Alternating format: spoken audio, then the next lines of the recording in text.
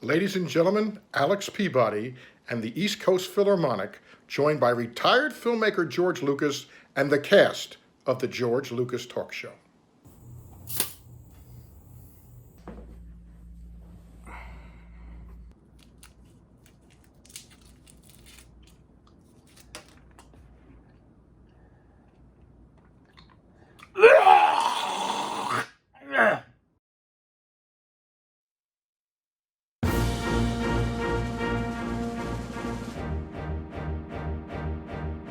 Will be the very model of a modern COVID live stream show. Each time that we log into this august and famous Twitch channel, we're starting out from scratch after our UCB and Arliss shows. You're already acquainted with the white slaver they call WATTO. You're already acquainted with the white slaver they call WATTO. You're already acquainted with the white slaver they call WATTO. You're already acquainted with the white slaver that they all call WATTO. The Toydarian. Yes, it's hard to be producing when you're always taking naps and snacks. A freezer full of sausages, a beer that's growing down my back. But Still, when we log into this august and famous Twitch channel, we'll be the very model of a modern COVID live stream show. But still, when we log into this august and famous Twitch channel, we'll be the very model of a modern COVID live stream show.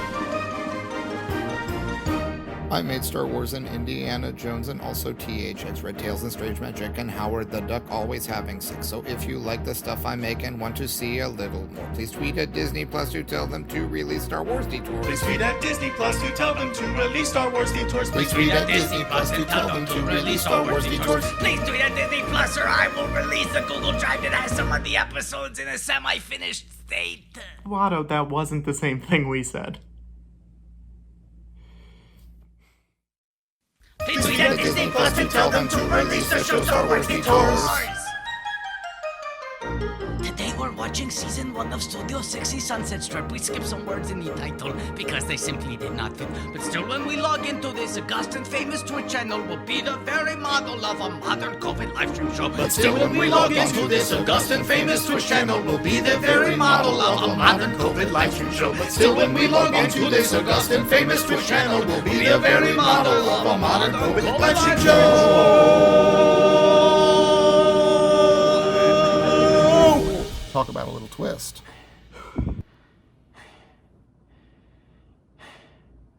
Okay, let's start this show.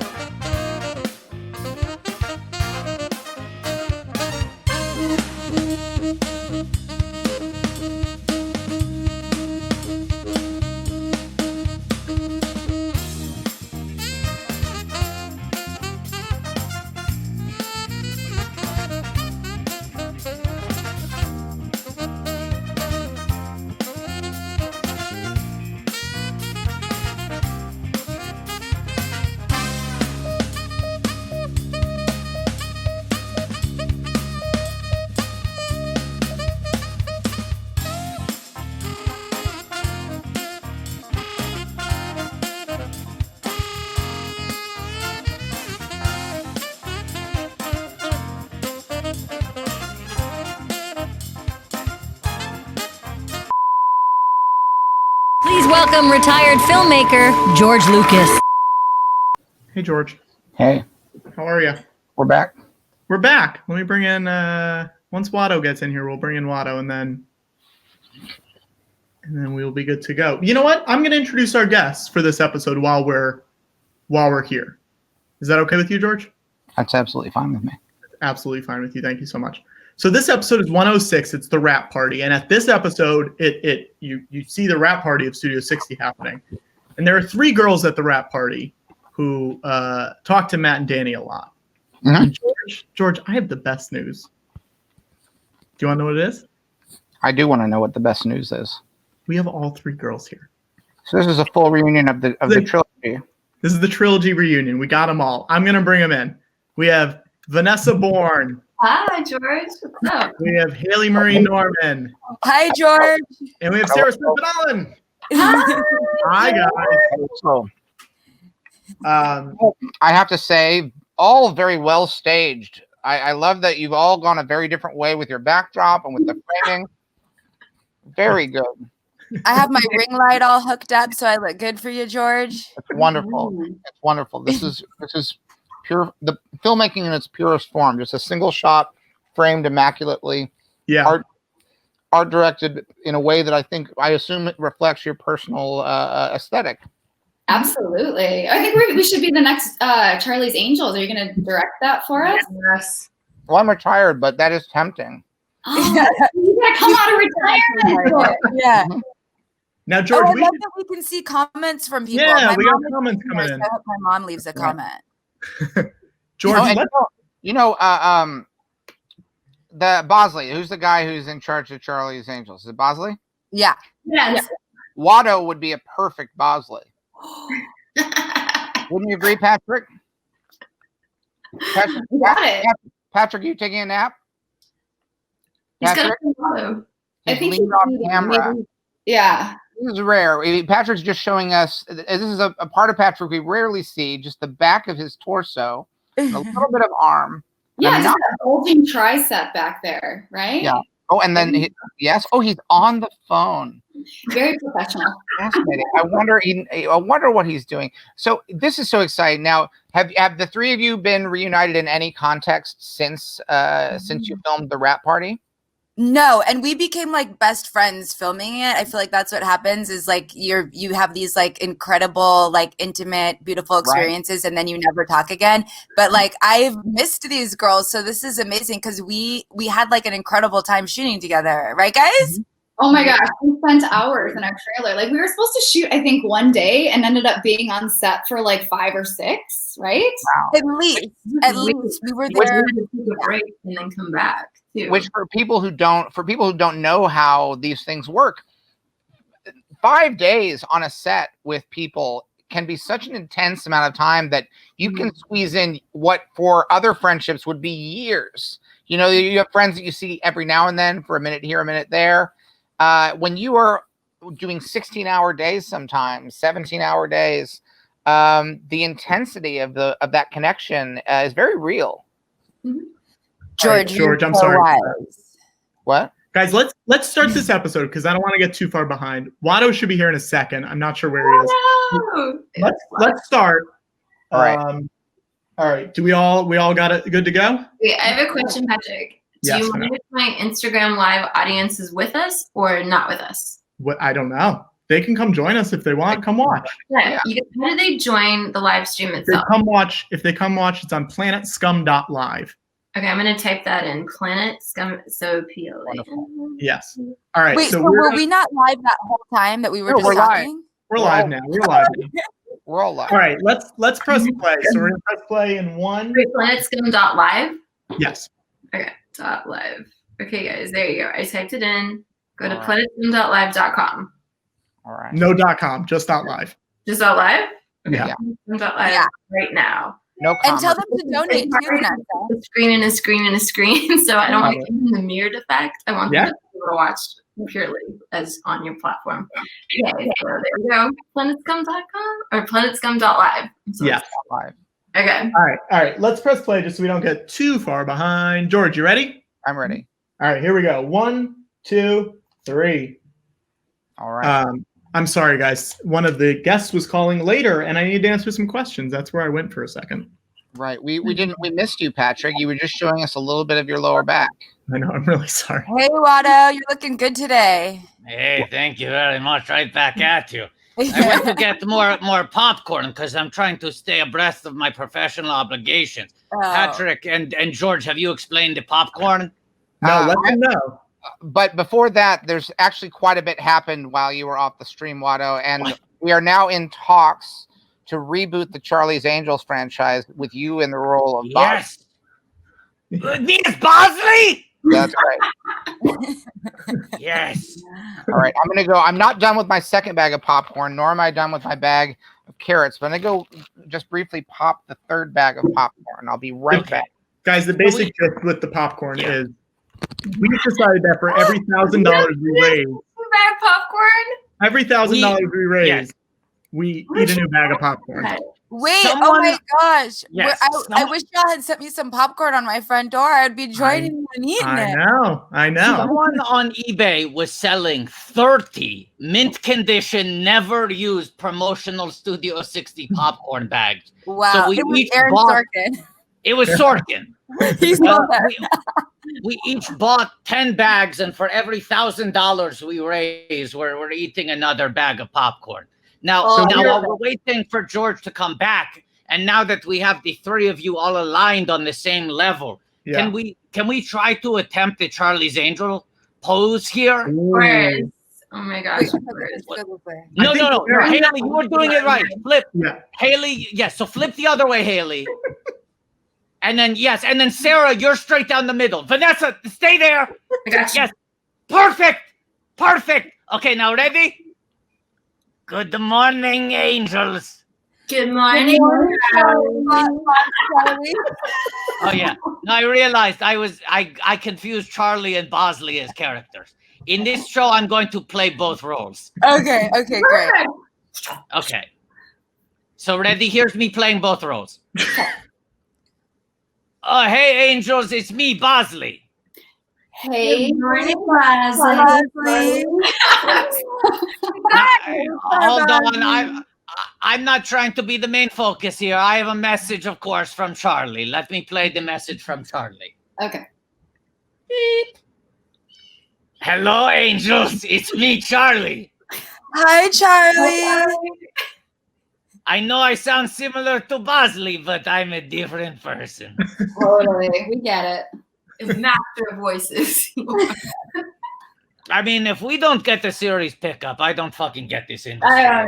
Listen, I'm right there with you. Guys, let's talk about how you got the show. How did this happen? How did this come about? Auditions. Oh my god. Girls, do you guys remember? I mean, when I went in for my audition, there was probably like 30 girls in this small waiting room, and they were seeing people all day. Yes. And it was just like lines of girls. Lines and lines of girls. I remember that. Yeah. And the breakdown said that they wanted like Deal or No Deal type girls, and I was on Deal or No Deal at the time, so I auditioned with like all my girls on the show, but I was the only one who got it. Wow. I remember that.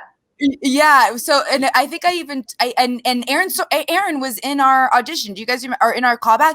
Wait, did we have a regular audition and then a callback, or was it one of those things where you auditioned and then the callback was later that day? There was I had the funniest audition story, weirdly. I auditioned for all 3 parts in one day. And they gave me a call back, and they finally settled on Lacey. They were like, little Lacey. And I was like, yeah, it's fine. Because we've got, let's see, Hayley, your name is... You and I were all back together. I don't even think you remember that. Because Aaron, we have to cast that hair. And I was like, oh, good. I'm in a good group. He's like, oh, hey, Lacey. And I was like, he said my name. Aaron said that? You don't remember your callback? Okay. No, but you know what I will tell you guys that I remember, and it freaking haunts me to my core today? Do you remember after we finished, he sent us flowers, and he said, don't stay out of touch with me? Aaron was the nicest person. He sent us flowers. He told us to stay in touch. I did not stay in touch. Did you ever see the empty vase? The empty vase is where he sent the flowers from. Yes, it's the that place is expensive. I was like, Aaron, what is your budget? Because these flowers alone could have been an indie film. Like, Hayley, you could have been the Jeff Daniels role on The Newsroom. I mean, I'm haunted every night that I was just, you're in your 20s, you're into Holly, how did I not stay in touch with him? So, Sarah, you didn't stay in touch with him either. I saw your face. What about you, Vanessa?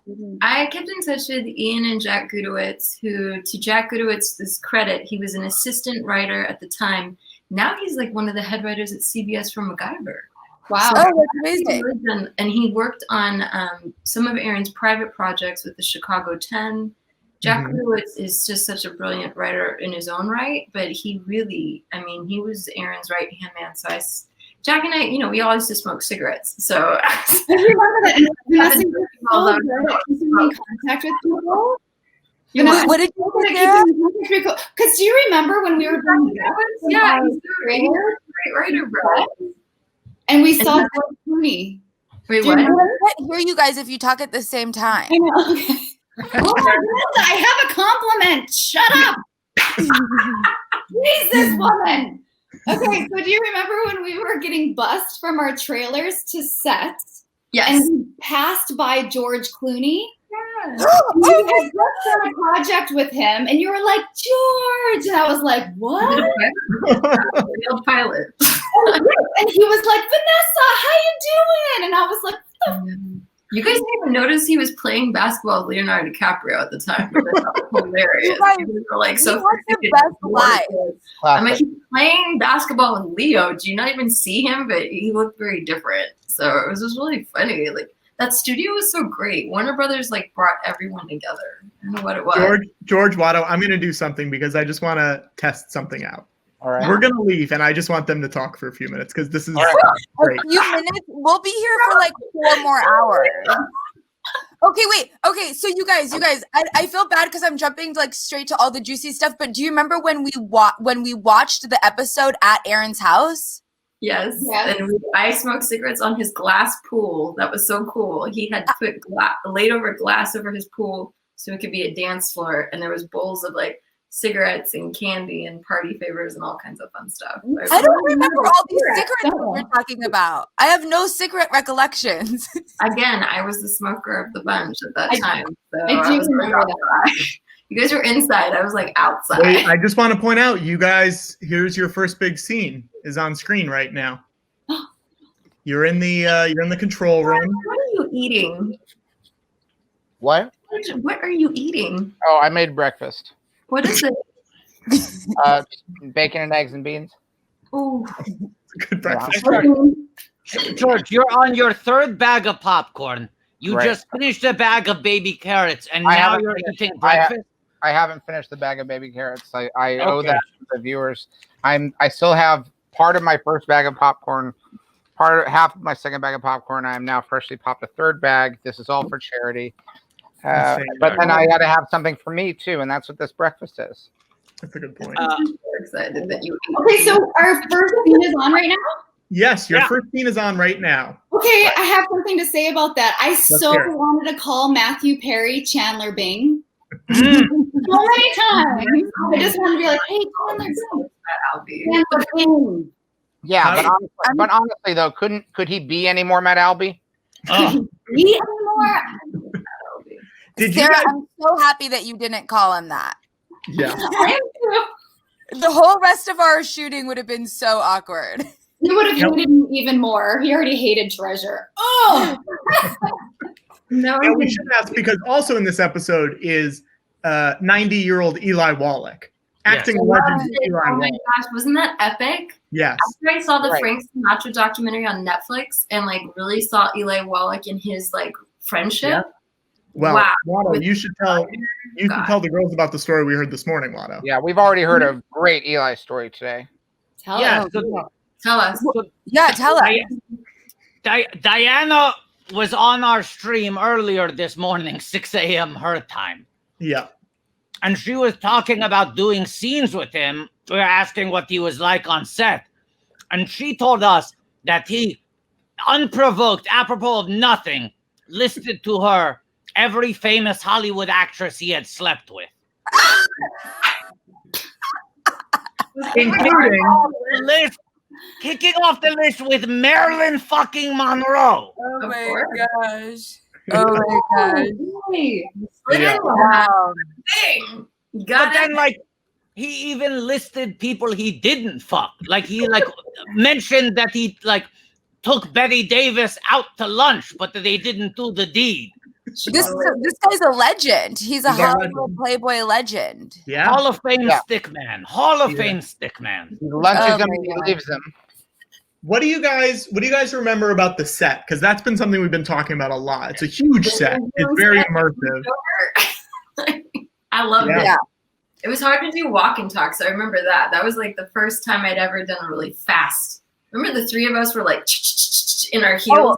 I was so prepared for that walk and talk. I was like, I'm doing a Sorkin walk and talk, man. What gets better than this? It was so fun. It was just fun though. I was running after everybody. I was like, wait, you guys, I remember being like obsessed with the director because he was so sweet and we worked out at the same gym and we stayed in touch for a while. And now I'm like, why am I spacing on his name? David Semmel. Baby. Yes.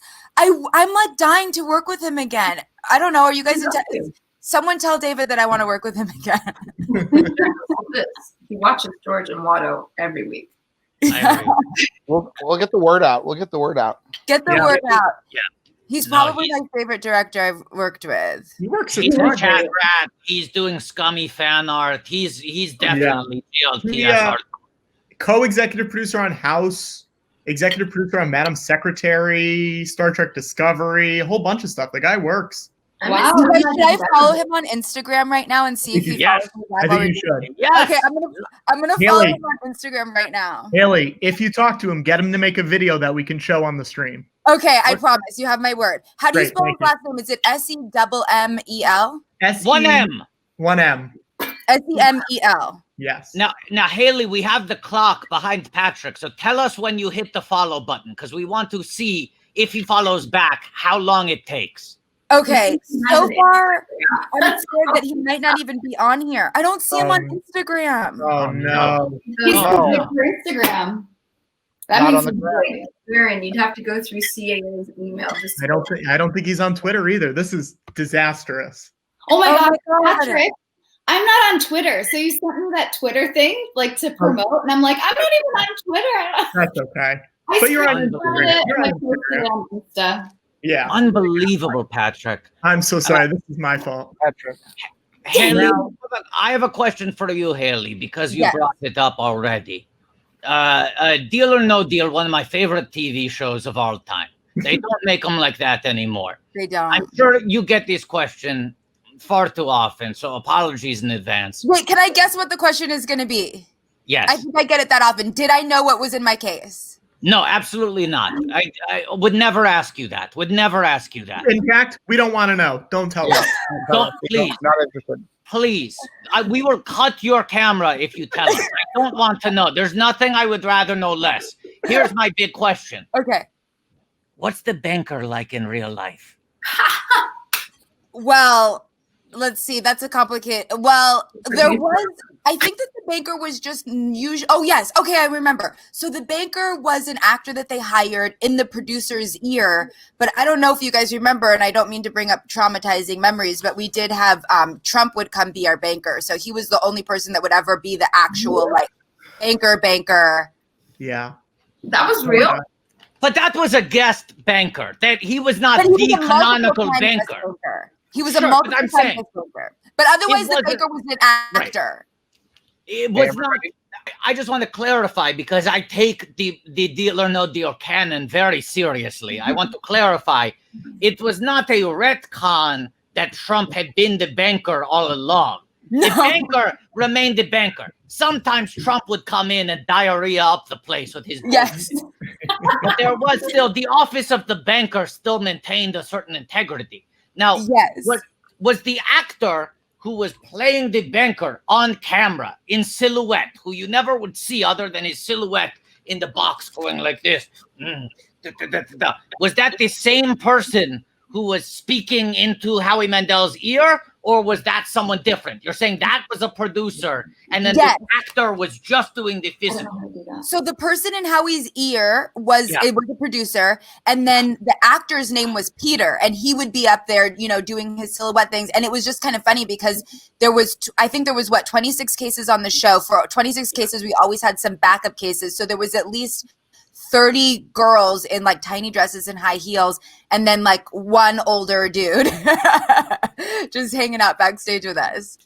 Yeah, and he was just going wild, right? Because if he's not the one actually talking to Howie, they just cut to the banker and he's doing whatever sort of pantomiming he feels like. Like he doesn't have to connect to anything. Howie's just going to stand there either way and go, wow, okay, yeah. No, he thinks you're playing the game very well. And the banker can be like doing shadow puppets. It doesn't fucking matter. That's the best job in Hollywood. It was, yeah, he had a great job. I'm Facebook friends with that dude. I should hit him up. It's been so long. Well, Hayley, speaking of the social network, I don't know for 100% this is accurate, but I think you might be able to contact David Semmel on Facebook.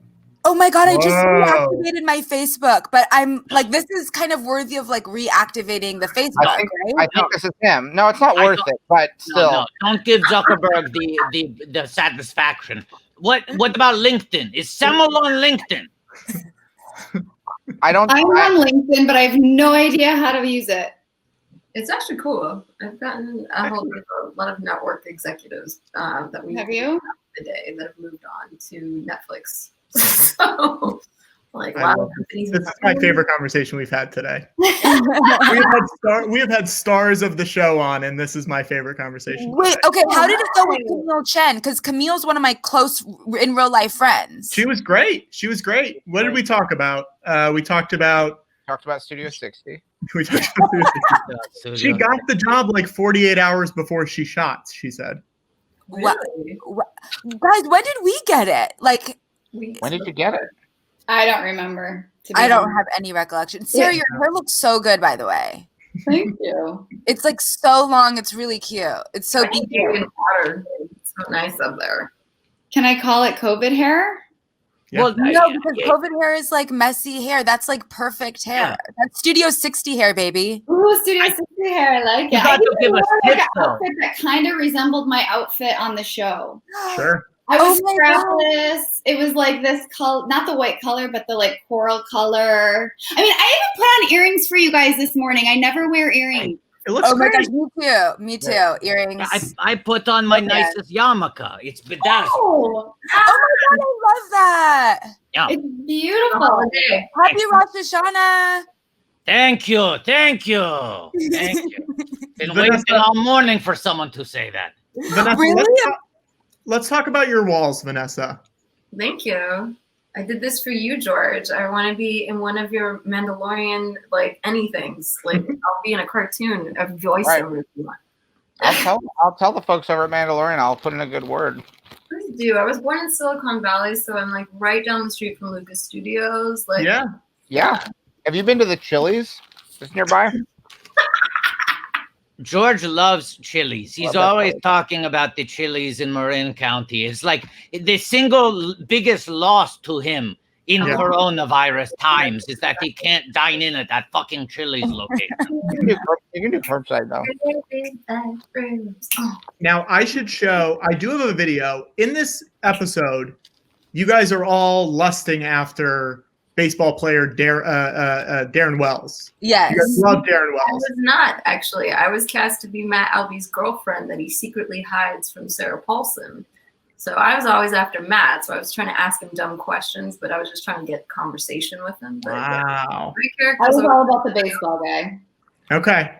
Well, I got a video from Teddy Sears, who played Darren Wells. And I want to show it on the screen. Now. He's in a throuple with Judith Light. Girl. What? Teddy! Hey George, Watto, and Patrick. This is Teddy Sears. I played the Darren Wells character on Studio 60. Thanks for hosting this screening, and thanks for doing what you can to support Broadway Cares. And thanks for wanting to talk to me. I remember back in 2006 when this shot, I was sort of new to Los Angeles by a few months, and everyone was buzzing about this show called Studio 7, which is what it was called back then. Aaron Sorkin's next great show after West Wing. I was in class at the time in West Hollywood with a great teacher named John Rosenfeld, and John assigned material from what's currently casting as a way to show their students, like, hey, this is what's up and you can do this type of thing. I remember he assigned Studio 7, and he took us all from the classroom out to a nearby parking lot so we could all practice walk-in talks. I didn't know what that was. I mean, I'd seen West Wing. So like once he explained it was like, oh, that's what that is. But I remember we were in groups of 3 walking, doing circles in the parking lot, practicing walk-in talks. And he was very big about the pace of the pattern. He was always trying to get us to just talk real fast without thinking. So that was my sort of crash course into Aaron Sorkin. And then, a couple weeks later, I got an audition for Studio 7 to play this douchey baseball player named Darren Wells. And I went in for a pre-read with casting. I don't remember who the casting director was, and went well enough that I went on to the sort of the final round, the producer session. And on the appointment sheet, it says, you know, who's going to be in the room. And one of the people it said was Aaron Sorkin, and I just, you know, instantly nervous. The audition was at Warner Brothers. There were few Darren Wells candidates there, and I remember pacing. I remember wearing a very tight t-shirt to try to look, you know, like baseball-y. And when it was my time to go in, I remember a room full of people, which always intimidates me, but the one person I sort of, you know, homed in on was Aaron Sorkin, and Aaron was doing the reading. And I practiced this character like, you know, he's very loose, he's very confident, he's a ball player, you know. All of that went out the window as soon as I realized that I was going to be reading with Aaron. I did the entire audition like this, you know, like trying to be very big and tough and like, you know, trying to project strength because I was feeling very scared. But it really was the equivalent of like I was hugging myself because I was so nervous. Aaron seemed to like it. I remember he was very loose. He was laughing. Whatever. I felt like I did okay. And then I got a call that I got the job. I went to work and I was pinching myself because I had a scene with Sarah Paulson and with Matthew Perry and with Merritt Weaver. And I still remember meeting Matthew Perry. I just remember being in the room trying to figure out the scene. And listen, my high school and college is the entire run of the 90s. So like I had always seen, you know, very, very aware of Matthew Perry and his work. And to watch him try to put the scene together in using the Sorkin language, and I was told like every word is very specific. You can't throw in any, you know, ums or any transition words. And to see him try to piece together the scene and to pick it up after a few different takes, a few different rehearsals was like magic to me. Sarah Paulson, who I adore, she and I crossed paths again on the first season of American Horror Story. She's still a friend. I consider myself very, very lucky, looking back 15 years later, to have been in the room with all these people who I continue to think walk on water. Anyway, thank you for listening to me ramble, and thank you for supporting Broadway Cares. Thank you for wanting to have me on, and enjoy the show. And now, here's my wave. Here's my wave. Got to save that wave for later. Another time. Yeah.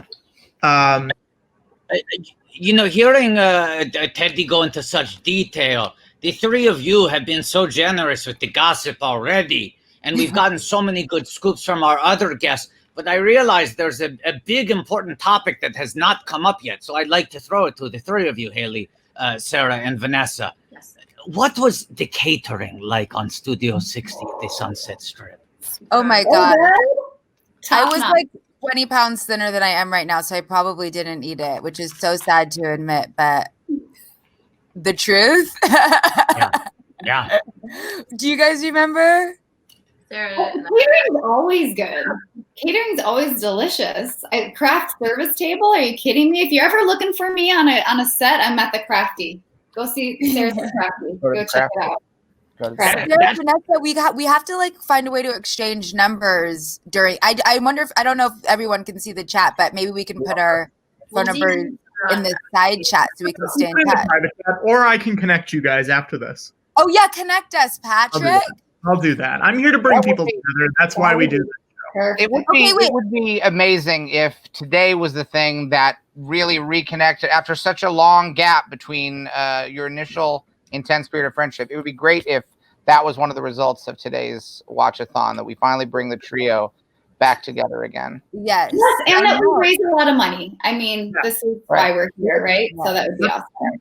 Okay, I have a question for you guys. Yeah. Do me, Sarah, and Vanessa all look the same? If you want an honest answer? No, I just want you to say we look exactly the same as 14 years ago. Oh, I thought you meant, do you all look the same as each other? Oh, no. And I was like, how do we answer Same this? as 14 years I'm ago. like a movie of Sarah and Hayley put together. Maybe, but I was like, Hayley, unfortunately, as a Toydarian, I am bound by honor to report the truth, okay? It is my code, and I cannot bullshit. I have to say, no, the three of you do not look the same. You look even younger than you did 14 years ago. Oh. And that's a WATTO.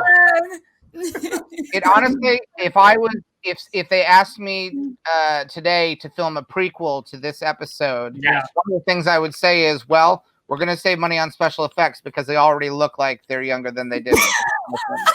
I know. I'm watching the screen. I say, how did they get these babies to shoot adult hours? That's what I'm thinking. Tell the boys in special effects to take the week off because we're not going to de-age. Put away that Irishman level de-aging technology because we do not need to press that. It's like they went straight from the womb to the set. I don't even understand how they can look so young here. Yeah. How much? It's true. Oh, I love you guys. I'm so happy I asked. Yeah. You are like a human Irishman. Hayley's ridiculous. So let's hear, what is the best part about working on a big show like this? What is the best part? Learning you as a person are a character to be observed. Aaron would stare at us and literally, I felt like he would stare through me. He's like, I need to look at you though, Vanessa, so I can write for you. Wow. I was so, I just didn't understand what I was like, what are you looking at? Like, I got really nervous. But I understand now, because now that I've directed and written, even in his masterclass, I rewrote the three of us. You guys, Hayley and Sarah actually don't know this. I took Aaron Sorkin's masterclass and rewrote our characters back 10 years later. And like basically Matt and Brad kind of run into all three of us in the same day, as you do in Hollywood. And we're all in different walks of life. And Matt's character and I are like, we meet in rehab. Bradley's character finds Hayley like at the spin class, and then Sarah runs into Amanda Pete, and then basically gives her some like you end up basically marrying like Teddy Sears' character and say that she like dodges a bullet, or no, Sarah's character and dodges a bullet, and just explains that like it was just like you. Sorry, Sarah, you contract like a sexually transmitted disease. You gotta be careful, Sarah. You don't understand. Like, I took our three characters and then I pitched it. I like, can I get a lunch at CAA? I got this idea to bring these three girls back in a weird way, and then to bring the whole cast back, and then everyone's like, no, as you do. You hear Hollywood. I mean, and that like you should be bold enough to take your tiniest characters. Right. And make them bigger people later, because that is Hollywood. Someone's the head of Netflix like 10 years later. Vanessa, I love this. We've got to hear this script, Vanessa. We got it. I'm available for the table read, baby. Wait, let's say this. Hang on. We should have, if you're all down, we should have a stretch goal where if we raise a certain amount of money, you'll come back another week and we'll do a reading of this script. Let's do it. I'm there. Okay. What do I do? Like, does Masterclass own like my ideas, or like no? Like, I'm not there yet, Vanessa. It's okay. So right now we have raised $3,636. What? Wow! That's amazing. That's WATTO, a lot. How long? Last 30 minutes we raised that? No. Since 9 a.m. time, 4 hours. No, 9 a.m. You guys already got 3K. Yeah. Great. WATTO, what is the number we should hit? Okay, let me see this spreadsheet. You're going to come back and do anything. I don't have the spreadsheet up. I'm not sure why. What? If Bryson can get it up, I'll put it up. But okay, wait. How many years later is your script set, Vanessa? It's 10 years later, and I have it that Matt Albie and Lacey do have a relationship. He has a divorce from Sarah Paulson's character. Wow. They'll get back together. They'll get back together eventually. So 10 years later, but that means like it's already happened. Mm-hmm. Yeah, it's set. I would like it in 2020, even in a Zoom format if we have it's to. It's a period piece. It's a period piece. This is you're great at period pieces. So bring this up. Ready? I mean, so this. Yeah. What? I'm gonna need Matt. I'm gonna need Matt Perry to donate some of that. I think $6,000, Watto. What do you think of that? Ooh. I was going to say $10,000 and $10.10 Wow. Thank you for being 10 years later. Give it 3 tens. Okay. $10,010.10. Okay. Also, at 4,000, I'm going to put on a hat. At 4,000, and at 5,000, I'm going to put on a hat. And at 6,000, a different hat. This is amazing. You guys are so it's so incredible that you guys are doing this. At 7,000, I'm going to put on an additional hat. And at 8,000, I'm going to put on a different hat. Well, I have really big hair. I'm sorry, Hayley. At 9,000, I have to complete the hat trick and put on a third hat. All right. Are we talking hockey now? I have 3 boys, and I have a husband who's in the NHL. We can talk hockey. You said a hat trick. There we go. Yeah, let's talk hockey. Let's talk hockey. How many hats can your husband wear at once? Oh, he can wear lots of hats. Okay. Tons of hats, but multiples of 3. Yeah. Got to be. Okay, so I think we can hit that $10,000 mark. We've done it the last 2 or 3 years. Vanessa, what's the title? Did your script have a title? Yeah, so it's basically Studio 60 2020 or that's it. So I was like, that's the working title. I was like, a lot of numbers. That's a lot of numbers. I don't mind it. It's a lot of numbers in the title. Number. We could just say a return to Studio 60. I mean, I like that 2020 Studio 60 2020. You start getting those numbers. One thing is you can fool a lot of executives. They start to think those are grosses. How much did this do domestic? 60, 20, 20, 10? Those are all good numbers. Yeah, that'll be fun. I think we can do it, and then we'll figure out a date, and we'll have you guys come back for a regular show, and we'll do the read. My mom just texted me that she donated. I think she really wants to see this table read too. Yes. Oh, awesome. I want to do this read and we can get Aaron in the room. I really want Aaron to actually see how loved his writing was by not only writers, but the LA community, your community. It's crazy how many people are like, you were on that show? You were on that, like, and they shake you. In New York, people really shook me on a set. I was on the set of High Fidelity with Zoe Kravitz. And one of the gaffers was like, I love that show. You were on that show. And he just shook me. He was like, gave me a hug. I was like, I was on it for 5 minutes, bro. Like, what do you mean? Wow. Vanessa, on behalf of the George Lucas Talk Show, I will say, we too would love to get Aaron Sorkin on this stream. You know what you guys could do? Because this is what I did last night. I emailed CAA and it says, would you like to hire Aaron Sorkin? And it gives you like prices. Like it starts off at $5K and it goes to $100,000 for his public speaking. So I was like, sure. So I get the highest amount. I clicked 100,000. I like made my little pitch. I was like, hey, Aaron, we'll have lunch and talk about a reboot of Studio 60. Wow. I was like, it'd be really funny to have Lacey be the head of Netflix and Matt Albie have to ask. Vanessa, you're ballsy.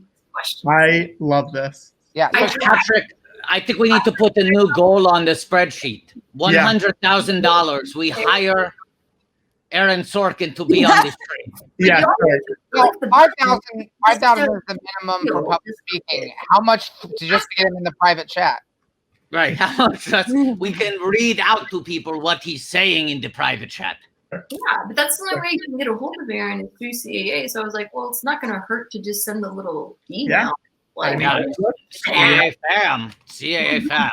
We added it in there. Aaron Sorkin, come do a speech, $100,000. All right. It's right after Watto does a butt chug. Yeah. Yeah. These days, more and more, it seems we're expecting less and less of each other. Yeah. That'll be what he says in the speech. You guys try. Like, what's the harm? And if they got enough, if CAA got enough emails from everybody in the cast, strangers, whoever, asking him to at least try to do the reboot, I can't see him not at least in it. All we're asking is for Aaron Sorkin to try to come on the show. Yes. It would be a lot, even if we knew he attempted to.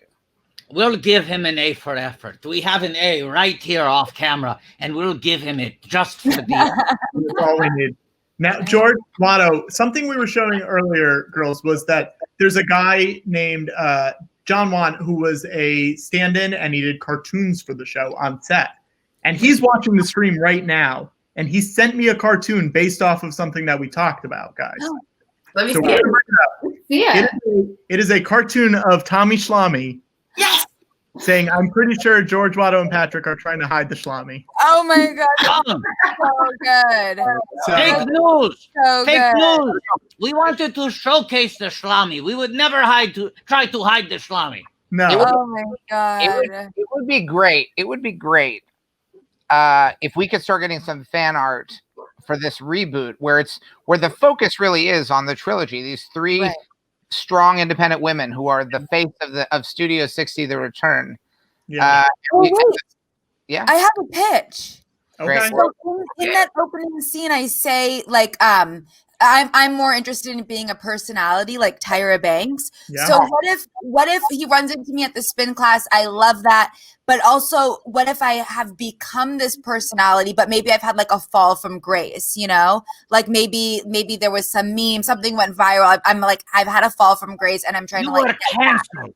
You are canceled by the woke mob.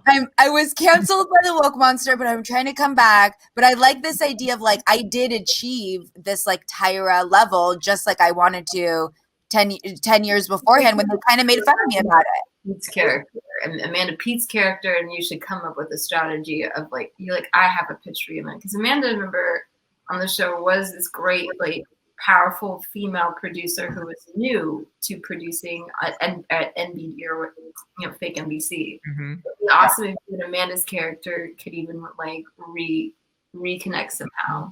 Yeah. I think in every episode, I should be mistakenly called Trinket too. Because that was the thing with Matthew Perry and I. I mean, it's crazy, but WATTO and George can attest. Something that we've been asking everybody who came on so far is where their characters are in 2020, and you guys have answered it. You've already got it. With receipts. Yeah. I also think being canceled, they're often referred to on the show, but we never see them. Yeah. The pajama people, which sure.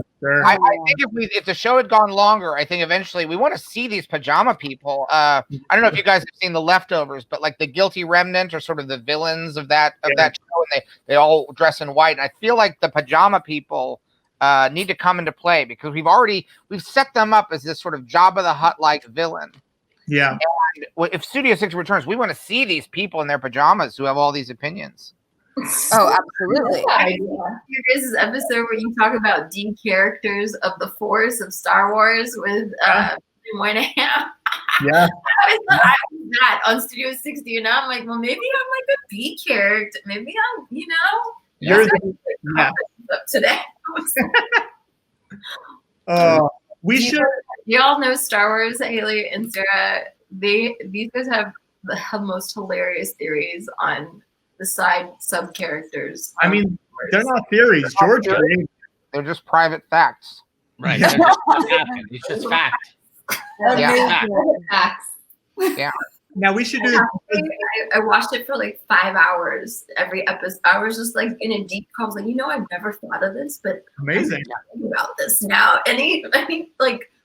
Any role I approach, I'm going to think about what is everybody's character's best. I mean, Vanessa, imagine what it feels like to live it for 5 hours.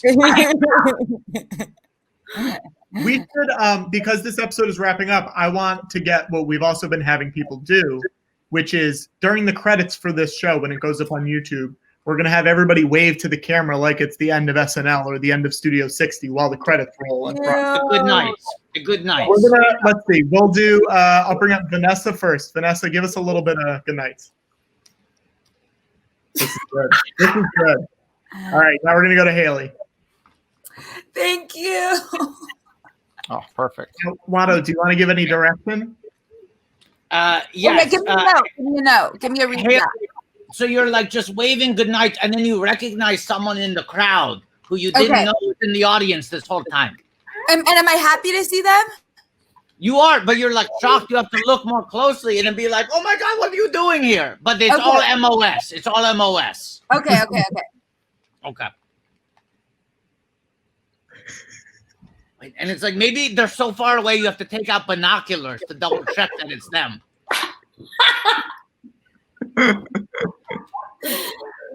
Yeah. And then you're perfect. Yeah, now you're excited. The confirmation. Yes. Oh, this is great. All right, we're gonna go to now. It's Sarah's turn. This is great. So Sarah, same thing, except the person you recognize in the audience next is your mortal enemy, and you're terrified that they are in the audience. Okay. So same thing as Hayley. You're going to need to use binoculars, but now you're on edge. Okay. I gotta use binoculars. Okay.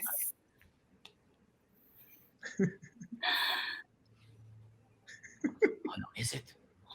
Oh no, the binoculars have confirmed the most horrifying truth.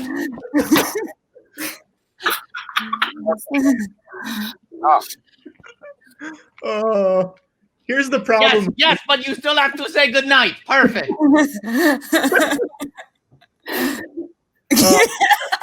Watto, the worst part about doing this is that the credits are going to be like 15 minutes long now because everyone's doing such good work. Oh my God, that was so good. I think the credits on a 17-hour show can be 15 minutes long. Yeah, I think that's actually proportionate. A lot of 2-hour movies have 10 minutes credits. Oh. She saw a true monster in the audience. Guys, since this is about to finish, what do you guys want to plug? Let's give some plugs. Ooh, I got a plug, but it's such a big show, and they're saying I can't say. But it's a blind item. It's on Amazon Prime, and I'm playing a cocaine-dealing real estate agent. Okay. But I can't see the show. They really have taken some liberties with J.R.R. Tolkien's original novel, I have to say. I can't say what the show is, but it's a huge show. Nope. We already guessed it. Obviously, we see when Bilbo buys that little hobbit house from that cocaine dealing real estate agent. Yeah. Nothing Hogwarts, no. Not yet. So Vanessa, your plug is that we have to watch every original Amazon show. I know. Waiting for the one where you show up selling coke. It's a big plug. You're right. It's a very big plug. Amazon will thank you for that because it's probably the biggest audience they'll ever have. Yeah. Oh yes. And Bezos is hurting for money right now. He could really. Poor guy. Seriously. Give me my IMDb pictures back though. That's what I need Bezos to do real quick. You did one harmful tweet with Bezos. Got my Twitter taken away and got my give it back. Sarah, what about you? Plug. I don't know. Is there any Hallmark watchers out there? W channel watchers? Okay. I just did a movie for them that aired last weekend. I don't know when it's airing again, but it's called Love's Second Chance. So check that out. I play Lindsay Vanderbilt, and I'm a very diva, but nice diva. Don't make me shout at the screen if you have some man that's not appreciating you, and then you find another man on a lake that does appreciate you. I mean, I will yell at that screen. So I'm like, my guy, Sarah. Hayley, what do we got? Well, I'm doing a lot of writing these days. So I've got a couple shows in development, which is really exciting. And I'm getting ready to shoot a film that I co-wrote with my friend Chelsea, who is her name is Chelsea Devonta. She's currently a co-producer on Tina Fey's new show, and she was on Bless This Mess. We wrote a project together that we're shooting in October. So that's going to be interesting because it's going to be only my second time on set since COVID. So we'll see how that goes.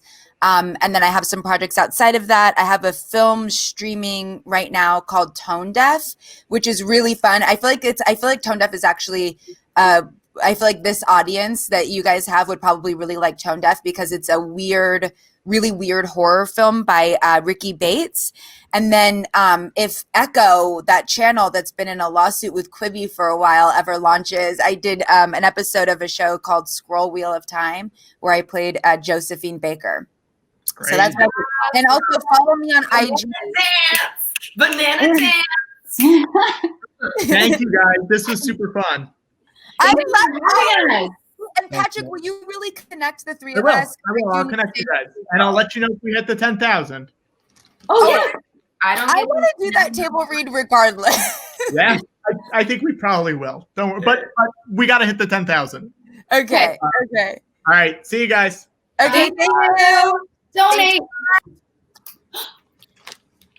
All right. So I'm gonna bring on a guest. All right. The next one, because we have another episode we got to get started because we're a little behind. Our guest, she's in a lot of the episodes of this show. It's 5 episodes. She plays Kim Tao. This is her first episode. Please welcome, and she's on the phone, Julia Ling. Julia. Hello. Julia. Hi. How are you, Julia? Hi. I'm doing well. Thank you. I'm so super excited to just be in like the Studio 60 world again because it was like some of the best times of my life. We're gonna start this episode and then we'll start chatting to you about it. All right, okay. George Watto. We'll press 3, 2, 1, play. Julia, how did you audition? I was expecting like some kind of like really. Oh yeah. Yes, I auditioned for it. It was kind of bizarre because the first audition was just like in the room with one casting director, and there was a chair, and then there was a camera on the chair, and that was it. And there were a lot of Chinese lines, so you know, I didn't know that the casting director spoke Mandarin, which I later found out, and that was so super cool.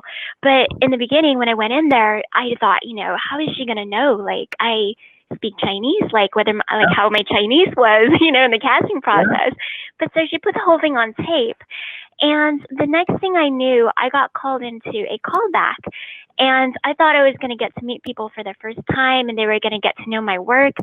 But before I even entered that room, like Aaron Sorkin literally came out to greet me. He's like, "Hey, great audition. Good to meet you. Come on in." So I guess everybody had already watched the tape and I had no idea who anybody was. So I went into the room and it was a room full of people, like 20 people or so. They're all having a good time. They're laughing and it's, you know, kind of rowdy. And I enter and they're like, "All right, let's just do the first one just for fun." So I did the first scene. And I do we really do the second one? Okay, let's do the second one just for fun.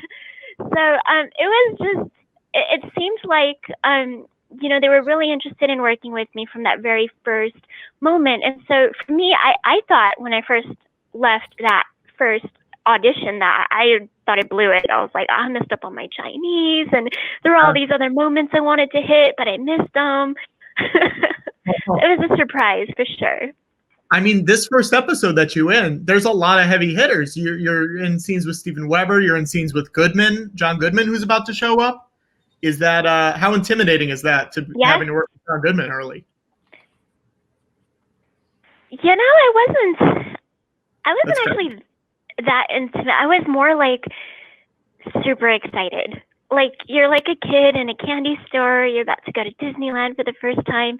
That was kind of how I saw it. You know, when I first got on set, it was this amazing, epic set. And then for the Nevada Day stuff, we shot that on location, which was really interesting. I've never actually seen it like this before, where you drive up and you see like the entire front side of a building, but it's just like a giant wall. So you walk through the door and then there's like nothing really on the other side. That's wild. So it was really cool to me because I've never seen anything like that. And then the Studio 60 set itself was just full of activity, so many people moving, you know, everywhere all the time. There's just a lot to look at. Mm-hmm. Yeah. Is there like a lag on the phone? Like the phone, there's like a lag. I say something and it takes like 10 seconds and back and forth. I think it's slight. That's okay. We'll work around it. Okay. But you're also, Julia, you were on another of my favorite shows, which was Chuck. So you were really the NBC darling there.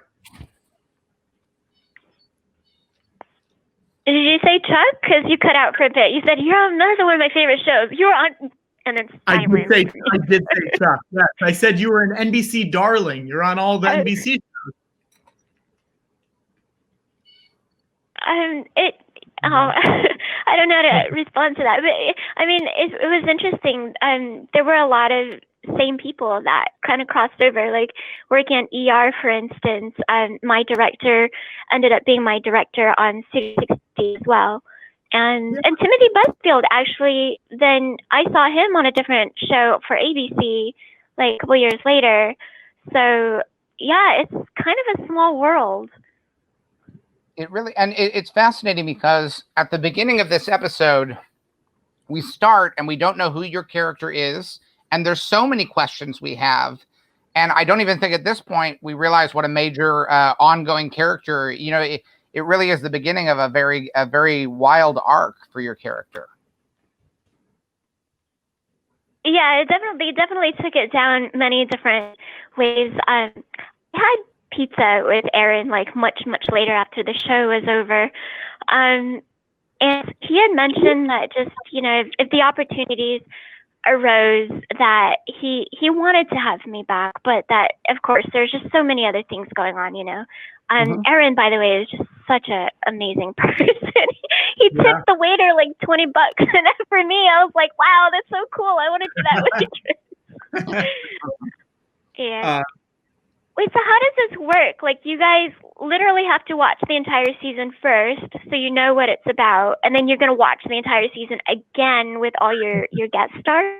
We're watching it right now in real time, yes. And I think this is at least, I think we all watched it as it aired originally on NBC. Correct. We have rewatched it recently to prepare for this, so I think, and I know that Patrick, what number watch do you think this is for you, Patrick? Probably over the years, probably like 4 or 5, maybe. Right. I've seen it a few times. Yeah. It's a good show. You've got like some quotes memorized. Oh, that's a good quote. I mean, the whole Judd Hirsch monologue, I think Watto's got memorized, right? Watto? Don't pimp me out into this. You're Mr. Studio 60. Own it. You should be able to rip off some quotes right here. We should do this. Hang on. Let's make a stretch goal where, Julia, we've raised almost $4,000 so far for Broadway Cares. We're going to be raising a lot more, but I think let's pick a number. I'll do the Wes Mandell speech if we hit a number. Look, I'm willing to do this speech. I'm just not pretending that I have it memorized right now. I will happily do the speech for charity. Okay, Watto, let's make it. Let's make it 5,500. How's that sound? Great. Julia, what did they tell you anything about your character going in? Did they tell you any backstory? They gave me breakdowns for the audition, and it was really interesting because they were like, oh, this character speaks 5 languages and blah, blah, blah. And every single thing that they listed in that breakdowns was me. I spoke 5 languages. I was an overachiever and all of it. I was like, yeah. Okay. But it was, I don't know, it was about 5 or 6 lines of breakdowns of who this character was. And that was it. And so for me, like, trying to create this character was, I mean, yes, it was very similar, but a lot of the things that she really wanted in the episode was not me. Like, I've never been super crazy starstruck by like any celebrity. I've never been like a giddy school like fangirl. And she's kind of spoiled. Like, if I didn't play her correctly, then she could very easily come across as being like a spoiled brat, and I didn't want that. So I really tried to do some soul searching on what, trying to make her not a spoiled person. I think you make the character, I think one of the features of the character is that you're, at each beat in the story, you're surprising.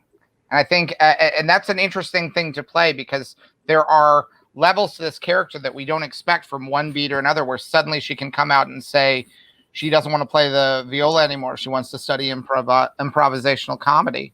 Mm-hmm. Do you work I a lot think with there are a lot of No, go ahead. Go ahead. I just think like a lot of first generations. I'm first gen, if that's the right definition for it. My parents were rescued by Americans and brought here, and then I was born here. So a lot of people like me, our parents have a different upbringing and different expectations, and so they you must be a doctor or you must go to engineering school or whatever. But like we're born and raised in America, and we want to do cool things like surfing and motorcycle riding, and so I think that I could definitely relate to that part. Like, no, I don't want to play the viola. Kim Tao wants to go do improvisational comedy. Yeah. Now, Sorry, what Julia, we have a comment from someone watching the stream, and it says, "Hi, Julia, it's Liz Barnes. I was that casting person who spoke Mandarin." Liz, she's the one who speaks Mandarin. That surprised me. This is awesome. Yeah, she speaks like all really good at Chinese and so humble, and I had no idea that she did until like much later. Yeah, that's really exciting. I'm going to bring on, because Julia, we have another guest who was also in the episode with you, so we're all going to talk about this together. But we've got, he plays David Langenfeld, the NBS legal counsel in these 2 episodes. We've got Michael Kostroff here. Hi, gang. Oh, yes. Michael! Hi. Hi. Hello, Michael. Thanks for having me on. Thanks for coming on.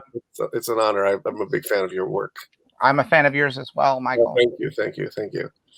Thank you. Now, Michael, you and Julia, you're together in a lot of scenes in these episodes. Yes. In the sheriff's deputy's office.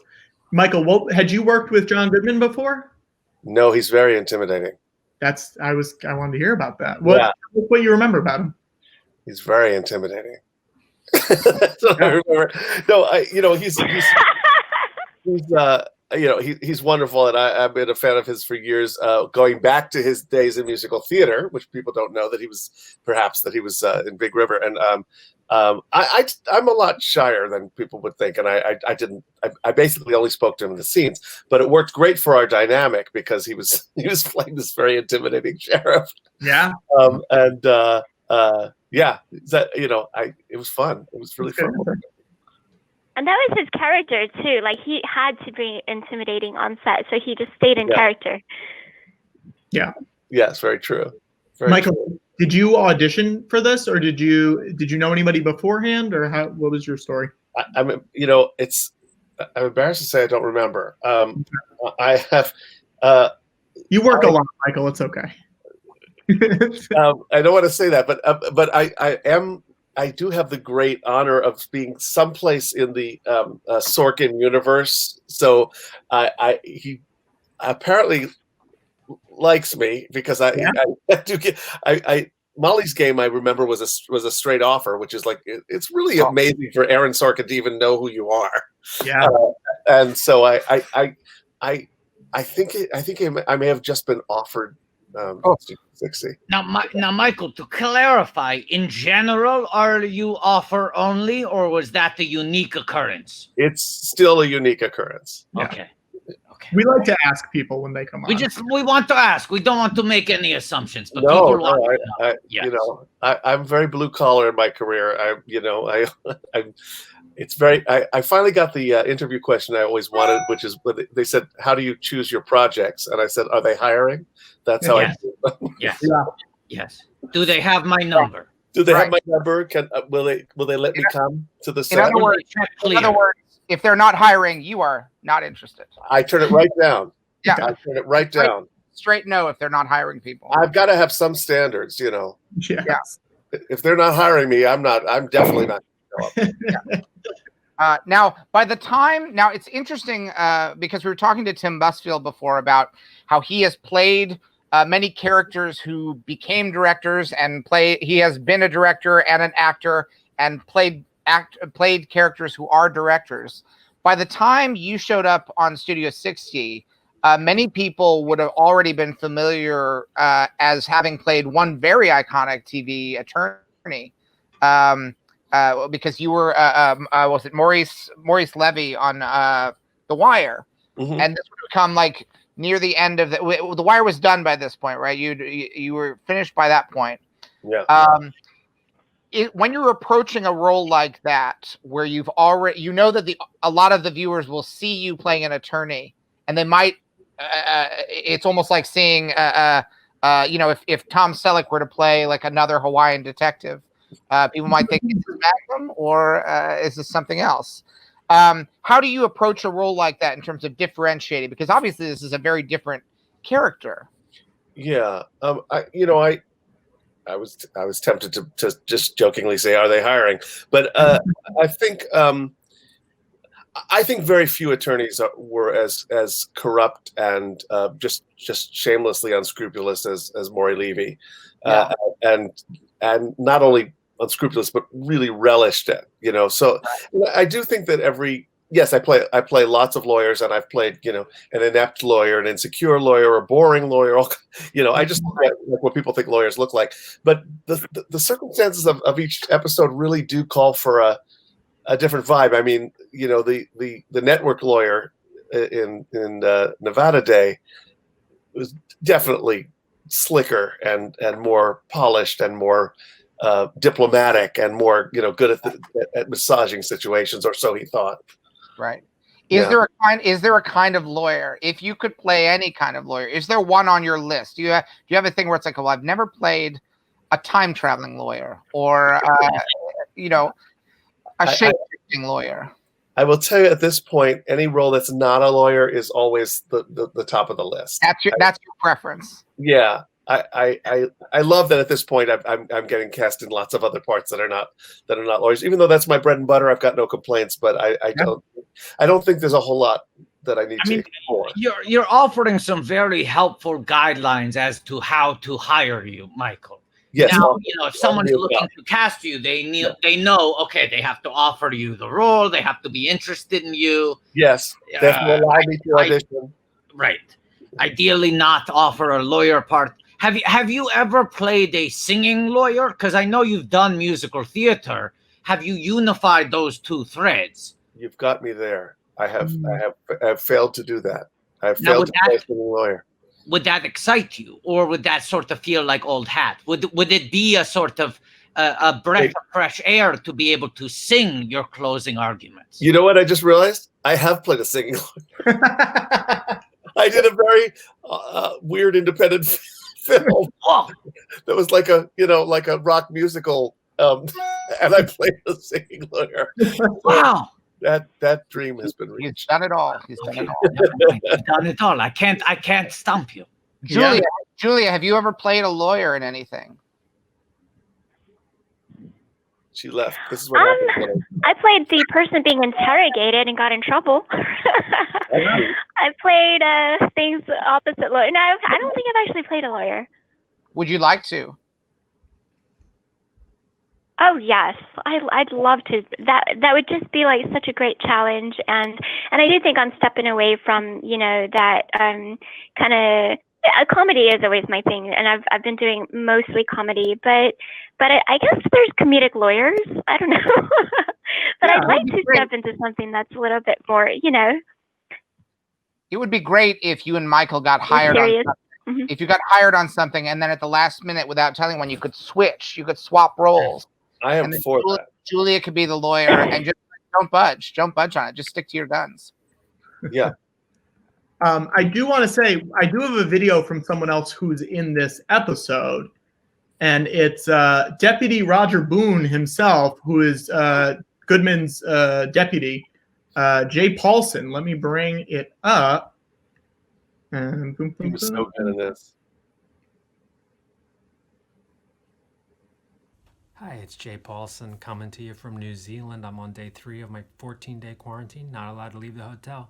Thought if I did my video next to this picture of a sunny New Zealand marina, it might lend itself some of that exotic down under flavor.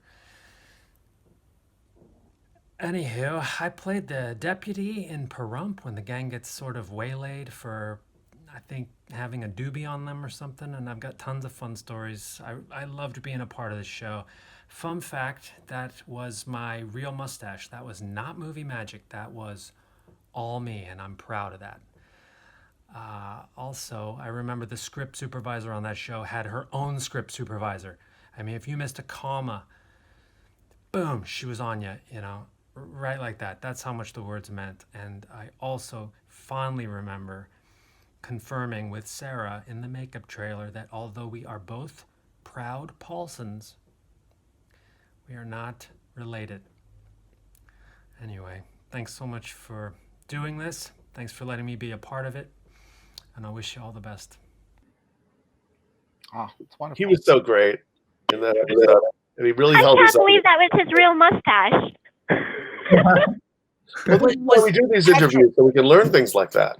I'm confused. No, he's right. I'm sorry. I just need to clarify this quickly. No, not your fault, Julia. I'm just very confused. Patrick, was that a video from a box of Raisin Bran? Why are you asking that, Watto? Because I feel like I just got 2 scoops.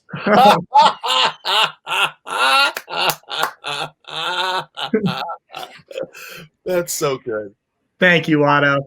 Little bit of a walk. Little bit of a walk. Jay is in New Zealand right now working on Cowboy Bebop with friend of the show, Daniela Pineda. Just landed, and he was going to come on, but we all forget about time changes. So it was going to be like 5:30 in the morning, and it just didn't work out. Now, working. What is that? What is that? I know. It's a thing that we used to do before the pandemic. Yes. Yes. If you think back. And Michael, for additional context, New Zealand is a country where the government has actually taken action to prevent its citizens from getting sick. Slow down. Could you slow down? New Zealand, like the guy who throws fish on the Muppet Show, but with an N instead of an L at the beginning. Yeah. Were either of you on set when the Basset Hound was there? Because there was the drug sniffing Basset Hound that was in the Nevada police station. Were either of you, do you remember being around when the Basset Hound was filming? I don't remember. Might have been. I do remember the Basset Hound being on set. No, I mean like walking away, but not like in our actual scene. So by the time we got in there, like the camera was no longer on the Basset Hound. Right. Now, Julia, I should ask, because you have a lot of scenes with Ed Asner. Do you have any good Ed Asner stories? I have so many good stories, like so many good memories. I'm so grateful for this show. I mean, and he's right. I mean, he played his video and he was like, it's just such a fun show to work on. I think Ed was amazing to work with. He was just such a very humble, respectful kind of person. I'm like, wow, you're like this super big time star, and he's like holding my hands and asking me, are you okay, doing good, and just really took care of me. So but a lot of our fun scenes were actually in that office. I don't know, Michael, do you remember that time everybody was making fun of D.L. Hughley? Because no matter what happens, he would say, that shit is hilarious, and so I remember Steven Weber and Brad Whitford and all these people started imitating him just to make fun of him. And then Mike, you at one point said the same thing. Do you remember? You were like, that shit is hilarious. And then Dale Hughley turns to you. Do you remember what he said? I don't. He was like, nah, you don't. Do you remember? He was like, you don't rank high enough on the chain to be like. Oh. Like, it was just hilarious. The whole thing, like. I remember they had this board, like the ones that you could rearrange the letters, and it said Sheriff's Office. And then Steven Weber went in and rearranged it so it's SHARIF and like Sharif's Orifice. And he would just go around and say, welcome to Sharif's Orifice. And that just kind of stuck for the day. So I don't know, it was not the Sheriff. Did I share one of the few things I do remember? Yeah. So I love Steven Weber. I love him. He's a maniac. He's really funny. We've worked together a bunch of times. I really love him, and he really likes to mess with me. And we had gotten into this conversation about Michael Caine's videos about acting on film, and they were sort of laughing at these the Michael Caine techniques, and he was talking about Michael Caine says that if the camera how do you do it? If the camera's here, you want to look at the actor's this eyeball so that you're more on the camera. So then we go to film, and I'm in the middle of talking to Weber in the middle of a scene, and he goes,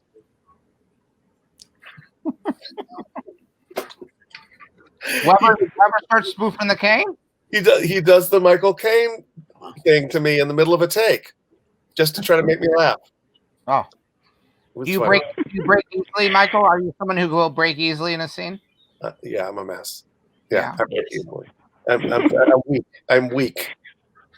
Michael, here's a deep cut I have for you. I don't know if this is something you'll remember, but you were in the film Standing Up, Falling Down, the Billy Crystal, Ben Schwartz indie film, which I believe is getting some awards buzz for Billy Crystal this year. Mm-hmm. Not for me, right? It was overlooked. Well, I don't know. Sometimes that buzz can build. Like if Billy starts building enough buzz, a rising tide lifts all boats, Let us hope. There's a young actor who, the guy who plays the pizza shop guy, he's in a funeral scene, I think, with your character. When all the characters are in a funeral at the end. Yeah. Yeah. Help me. I was watching this young actor. So bad. And I'm glad you had me on. I'm just a wealth of information. Go ahead. I could swear that guy fell asleep. That young actor from the pizza shop. I could swear there's a shot of him in that funeral scene, and he's really asleep. Well, I was supposed to be like the world's most boring rabbi. So it works. That was the whole gag. Was I had to be. I warned them in the audition. I said, "Now I am going to be really dull." Right. And they would go for it. Yeah. But it's a splendid performance. Let's try and get that awards buzz going, if that'll help. I'm thinking a spin-off, maybe a sequel about the rabbi would be. Mm-hmm. God, I not want to see that at all. Right, Standing Up, Falling Asleep. I like it. Or falling asleep, standing up. I think would be really, really good.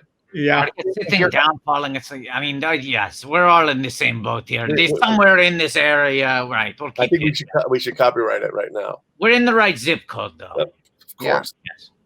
Is your character? You have a recurring character on Billions that I enjoy quite a bit, Michael. Oh yeah, he's pretty disgusting. I don't think we've seen the last of him. I get the feeling that there's a great back and forth rivalry going on. That I feel they tell me he will be back, and that was the plan anyway.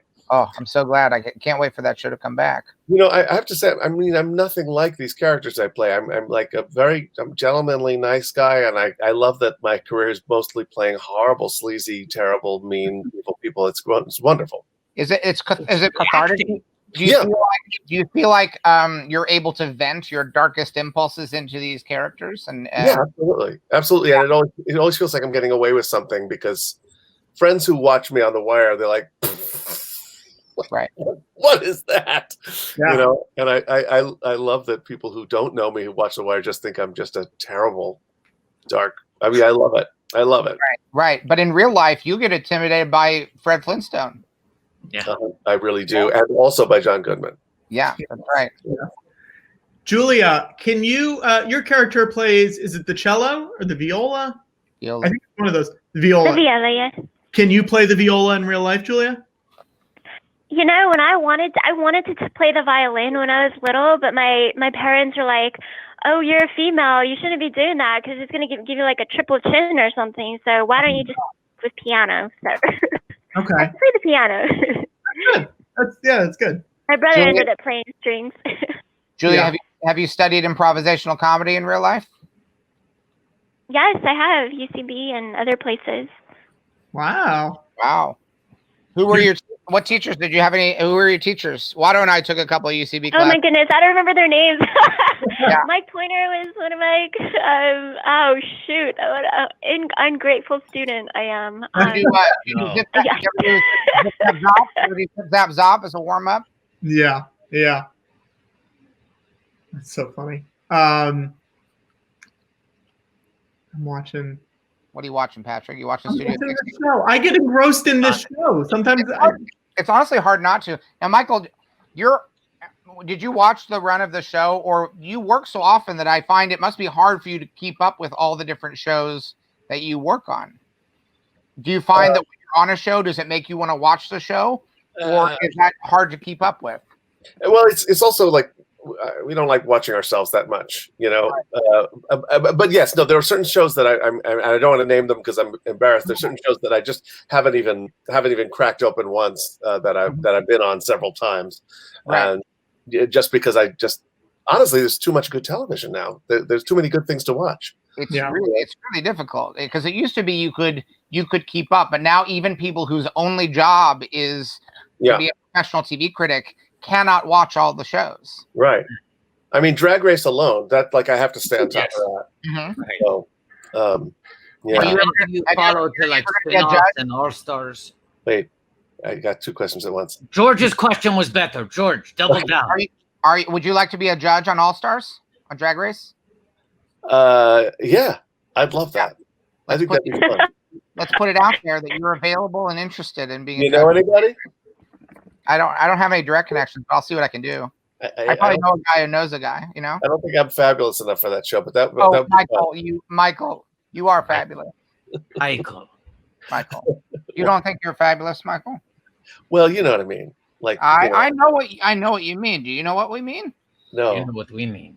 Yes, we think you're fabulous, Michael. We think you're fabulous. I'll take it. Thank you.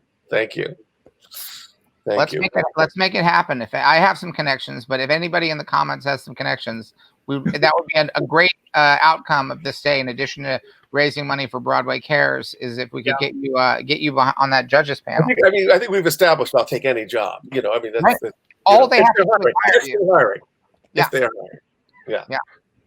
I'm gonna do a new total to see where we're at. Hang on one second. We are at 3,000. Oh wait, no, that's not right. That can't be right. $20 away from 4,000. I'm sorry. Hang on one second. 3,700. Patrick. Guys, I'm sorry. I'm sorry. You got to be more willing to get fired. Right. That's been my philosophy. Yeah. Okay, here we go. I have the number. Are you guys ready? Yes. We are at $4,066.67, which means we are about $120 away from reaching $100,000 total. It also means that George has put on a hat. George, let's see that hat. Whoa! Yes. Here we go. I put on a hat. I really love that you guys. Julia, I wish you could see this right now, but I have put on a hat. I did not have one on before, but now for a good cause, I have put on a bowler hat. It's very funny, Julia. You have to take our word for it. I will It's go very back good and check comedy. out. Yeah. It's very Fosse, really. Yes. I love Fosse. He's a great director, a great filmmaker. Yeah. I very much enjoyed watching Fosse Verdon on FX last year. But you got the real sort of Sally Bowles angle to that. You put it on at the real slant, George. I feel like I should turn my chair around. Yes. Yes. You got it. It's the least you can do. I don't know that it'll show on the stream, but I'll feel it. Can you back up a little bit, George? Back up a little bit. Hold on.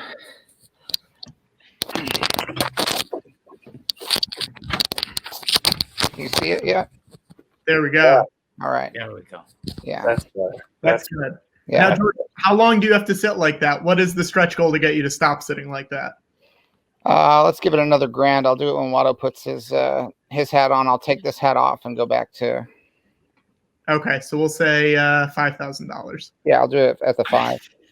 I just have to say how much I appreciate that you guys are doing this. You know, I'm a big musical theater guy, as you know, and it's such a good organization that does so much good for so many people. And it's good on you. Really, really beautiful thing.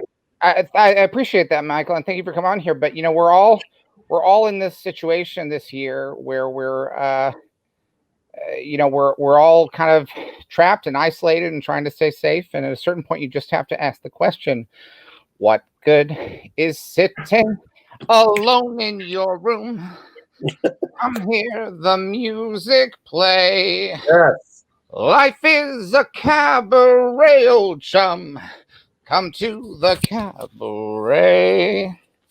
And the answer to that is it's not good sitting alone in your room. You should do a live stream. It's no good. No good. Very bad. Don't do it. Yeah. Truer words were never sung. Now we're looking here at Jay Paulson's great mustache. Yes. His real life great mustache.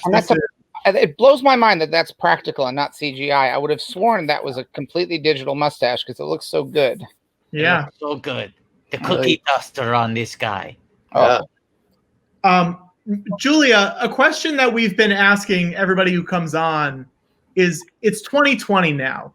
Where do you think Kim is in 2020? Huh. That was... I don't remember how long ago. So she must be like 30 years old right now. Oh my God. Probably like some Hollywood dropout who's tried to do improv, but she's not actually good enough. So she's like bumming on the streets now and afraid to call her father because it's like embarrassing. Sure.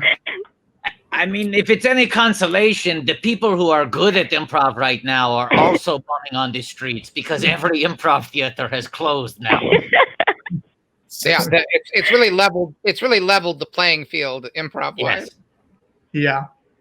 I mean, Michael, listen, it's a very serious question, but where's David Langenfeld today? Oh, he's absolutely still there. He's absolutely still working for the studio. There's no question. NBS. You don't leave a job like that. No.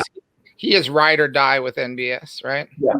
No, I'm very confident that he's still in that job. Yeah. He's got the coronavirus beard.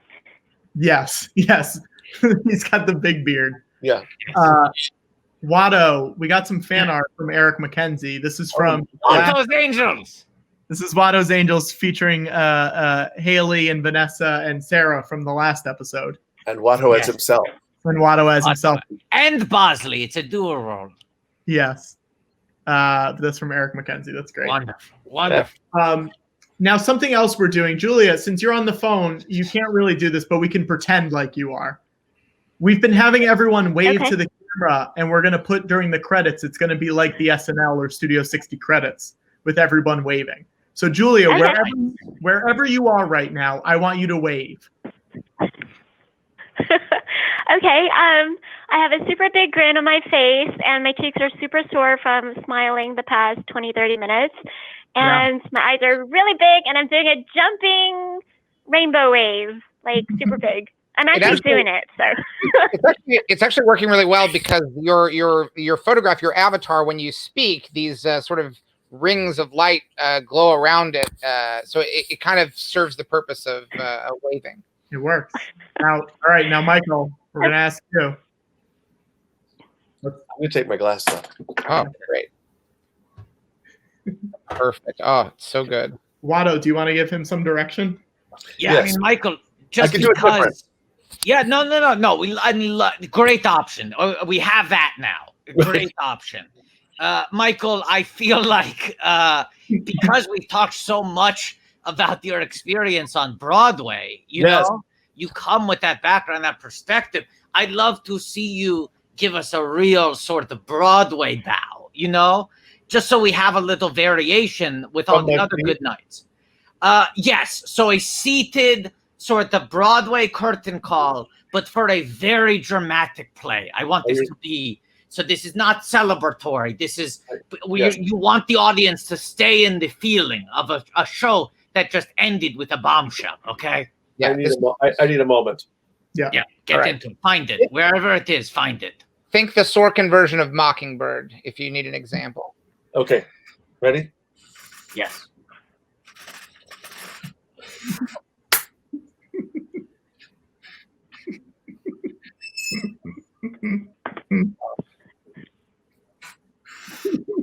Oh, this is good. This is good. Michael. Tony. Michael. I hear a Tony in the distance. I'm still in it. Yeah, you went somewhere.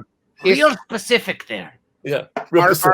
Are we in a box of Kellogg's Frosted Flakes right now? Why is that, Watto? Because I sense a Tony nearby, and it's great. Yeah. Oh, wow. How many of these box of cereal jokes do you guys have? So far, 2 and counting. Okay. But Good, we but Michael, I have to be honest, we got a long way to go today. We have like 11 more hours, Michael, so I think we've got plenty of time. I mean, let me ask you a question, Michael. Yes. Is the George Lucas talk show a box of kicks? Why? Because this show is certainly kid tested, mother approved. Oh no. That wasn't as good as the other two, Watto. I'm sorry. Watto, we're going for quantity, not quality. And Patrick, you know, I have to say, Patrick, in all honesty, Patrick. Yeah, what's up, George? You know what, Rook?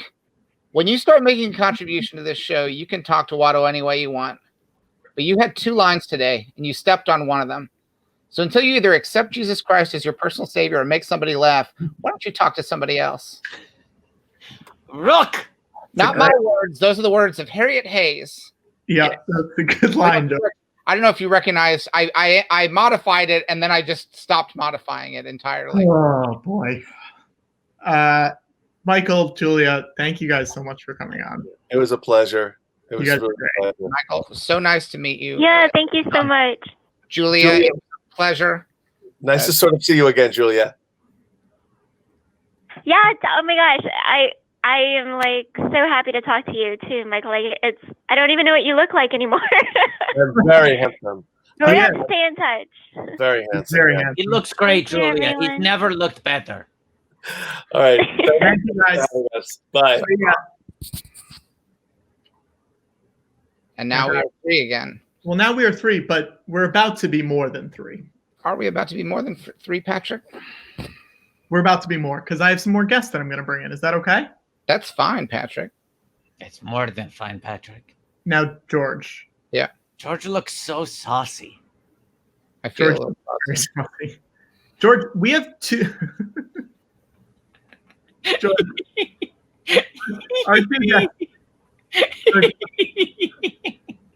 our 2 guests right now. We actually have 3 guests, but I'm going to start with 2 and then we'll move to 3. Mm-hmm. 2 of the people in charge of casting for the show, George. Oh, casting. very Big part of the show. Let's It's a bring big- in Meg Lieberman and Liz Barnes.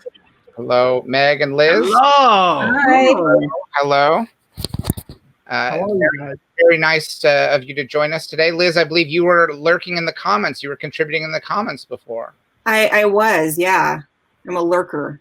Thank you so much. Oh my I think that you may be the first guest we've had on the show to appear in the comments before actually appearing on the live stream. So you've made a very minor amount of history today. That's so exciting. Thanks, guys. Everyone, I feel like, tunes in to see the casting directors. I feel like it's a really exciting segment. Like, Well, that's all what right, people- so you're saying this, but what if I told you, Liz and Meg, that we also had an actor who was going to come on? That would be awesome. Get a pro, yeah. We've got an actor who's about to come on. He's not in this next episode, but we wanted to talk to him because we all like him a lot on the show. And Meg and Liz specifically were like, you got to get this guy. You gotta get him. So we've got Bevo, the animal control man, Casey Sanders here. Oh my God. Casey, hi. Hello there. Hi, Looking Sandra. Wow. That's amazing. Hello. I think How are I'm you battling George for the beard. Yeah, for sure. Beards and hats. That's a kind of a chorus line spoof. Yeah. Yes, my hat's off to you as well. I get to take this hat off at, I believe, 5,000. Are we anywhere close to that? I believe it's 5,000. Let's start the next episode, George, before we go, just because we're Absolutely. behind and I want to try to get that. Nevada Day Part 2? Yes. All right. So we're going to press play in 3, 2, 1. All right. Yeah, perfect. So let's start with Meg and Liz. Can you tell us how you got involved in the show to begin with? Yeah, I worked for Meg, so it was all her. So I did whatever Meg said. But I seem to remember Meg. Yeah, turn your show down. perpetual forever tech support for Meg, even though I haven't worked for her in. All right. You have, Where's a dynamic. I love There this. should be a. This is riveting. There should be a mute button thing, Meg. I know, So there should be. I'm on my Meg iPad. actually, we didn't cast the pilot. Somebody else cast the pilot, and Meg pulled me into her office one day. She's like, I want you to look at something and see if it's something you'd be interested in working on with me. And I went into her office and we watched the pilot together. And I was like, absolutely, I'm in. I want to do it, whatever. Yes, please. And so she pulled me in to work with her on it. I had gone to the vet and ran into Kristen Chenoweth, and she always had fluffy white dogs. And I was always a dachshund person. And so I saw her there. I'd known her for a really long time, and she was dating Aaron Sorkin at the time. So we had a lovely chat. And then I guess my name came up. Also, I had done Invasion with Tommy Schlamme. I'm trying to think of what else. Anyway, I think it was sort of a Kismetian thing that they both mentioned my name. So that's how I think.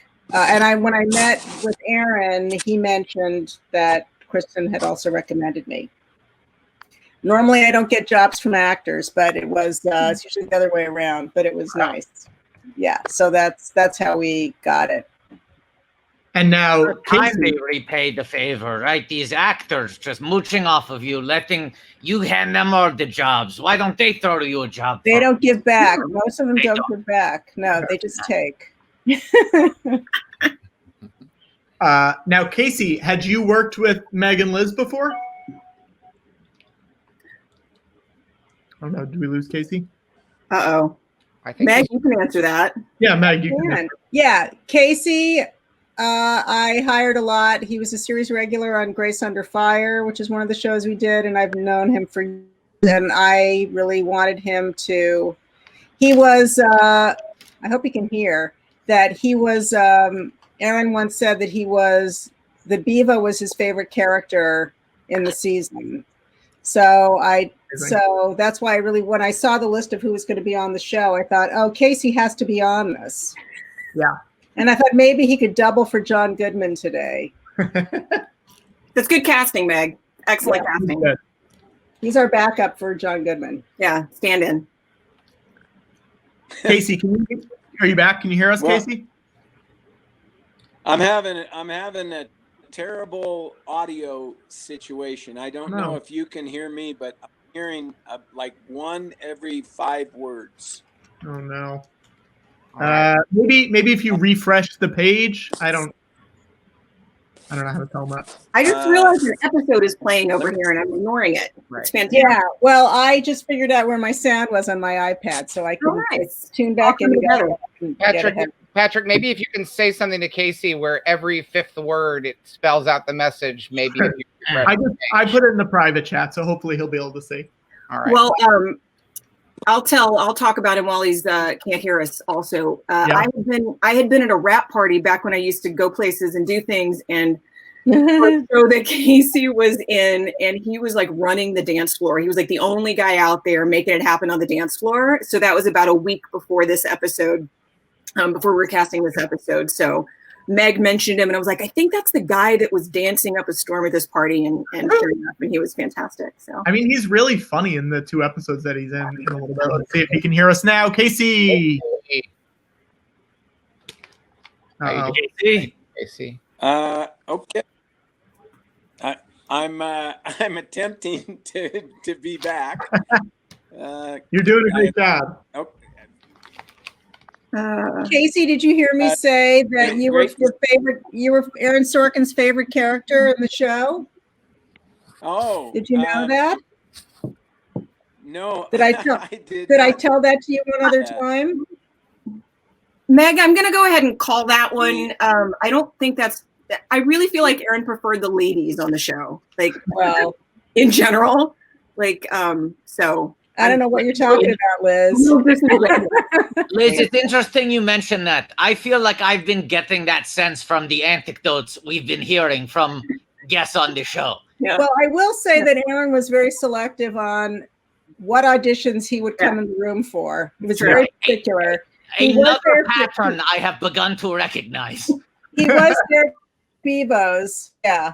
But the other thing that was the most challenging about casting the show was if he was in the room and you didn't say the words exactly as they were on the page, he was out.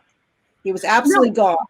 He had to read. He would read because he couldn't stand to hear somebody else read the words. So he would read. Yeah. Yeah. He would read with all the actors, which was great. And Tommy said that he literally, he was like, it's like a metronome with him in terms of the language. So I thought that was very helpful in, you know, we just beat the actors up before they came in and said, don't you dare blow. It's got to be exact. Don't blow it. Yeah. We can make this a blind item. You don't have to say who we are talking about. Was there anyone where you were like, you blew it? We really wanted you and you blew it. You blew it. Well, that happens all the time. All the time. I mean, I remember, didn't Jessica Chastain come in and audition? Yeah. Wow. She blew it. Well, yeah. Lovely. And just everything Meg says, by the way, is officially on behalf of CBS for whom she works in. Just so I want to make that clear. Yeah, I'm not allowed to mention those 3 letters. Yeah. Oh, on this thing. No, it's fine. But you can, you could say. I was told don't give away any state NBS. secrets. You could say NBS. NBS. It's on behalf of NBS. Yes. Oh, NBS. for sure. Yeah. Now, George WATTO, I do want to say we have officially now raised over $100,000 since May. I mean, who says casting's not a draw, right? You guys did it. But that means we have to hit this is now our stretch goal is we have to do a walk and talk while we do our interview. While we do the interview? Yeah, while we're chatting with them, we have to talk. Where are you going? I'll just walk around my apartment a lot. I guess to try to do a Sorkin. Very convincing. Don't you guys have to go to the bathroom at any point? Not yet. How does that work? Meg, you don't even know. Oh, Casey's doing a walk and talk as well. This is great. Do you guys can hear me? I'm trying to twist this thing and get better reception. I don't know what's going on. I had good audio on the last broadcast, and then when we go on, I got garble, garble, garble, garble, blah, blah, blah, blah. I feel like this is a very Bevo sort of way to make this call. Let's see if he can hear me. Casey, do you have any memories from shooting the show that you could talk about? Because then you don't need to hear us. Casey, gerbil, gerbil, gobble, gobble, gerbil, go. Yeah. You heard that. Can you hear me? Yes. Yeah, we can hear you, Casey. I'll send him messages in the private chat. Okay. This will work great.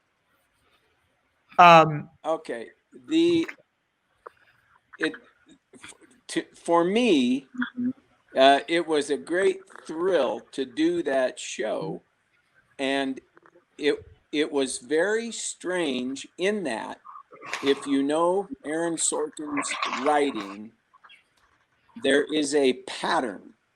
His writing and the delivery of his words are meant to be in a certain style. For me, Bevo, the snake wrangler, who I wish we were going to watch, but Bevo is 1/2 anti-venom, 1/2 downer, and the guy is just a little slow. It's going to be okay. Yeah. I've been bitten by venomous snakes before. It'll be all right. And it was so opposite of how Aaron Sorkin writes. And when I went in for the audition, I did not know Aaron Sorkin. I did not know Tommy Schlamme. I knew the names, but I certainly didn't even know what they looked like. And they were sitting on the couch. And I didn't honestly know who they were. And so I had in my mind how I saw this guy, how I wanted to do him. And I did him in that manner. And there was laughter right away, right away. And so I knew my instincts were correct on how Bevo should speak and think and act, and it worked, and I was thrilled. And also, before we go much further, I missed the earlier section of what Meg said, but Meg has been a part of my life and my career since the early 1980s. I've been doing this for 40 years now. And I thank Meg for her support from the beginning. And all the years at the Groundlings doing improv. And I really owe Meg and Mark Hirschfeld, her old partner, a great deal. Well, you're the best, so thank you. Now, do you recall how many people were seen for the part of Bevo? Like, would you have brought in quite a few? 4. They didn't have much patience. It was like, let's see 3 or 4 people and call it a day. Right. I remember Tommy used to get so pissed off at me because we would have, you know, there were like these one-line parts or very small parts that, you know, we would agonize over, and he would always just have, he wouldn't, you know, it was too many people we brought in. You know, most of these things were all walk and talks. It didn't really matter exactly what, you know, it was like he took it. It wasn't like a science for him. He just wanted to pick somebody, and it was very much easier than most other shows that we worked on. But I still use the same methodology. Well, I will say yes to that, except in the case of, for instance, the trio of ladies from the last round.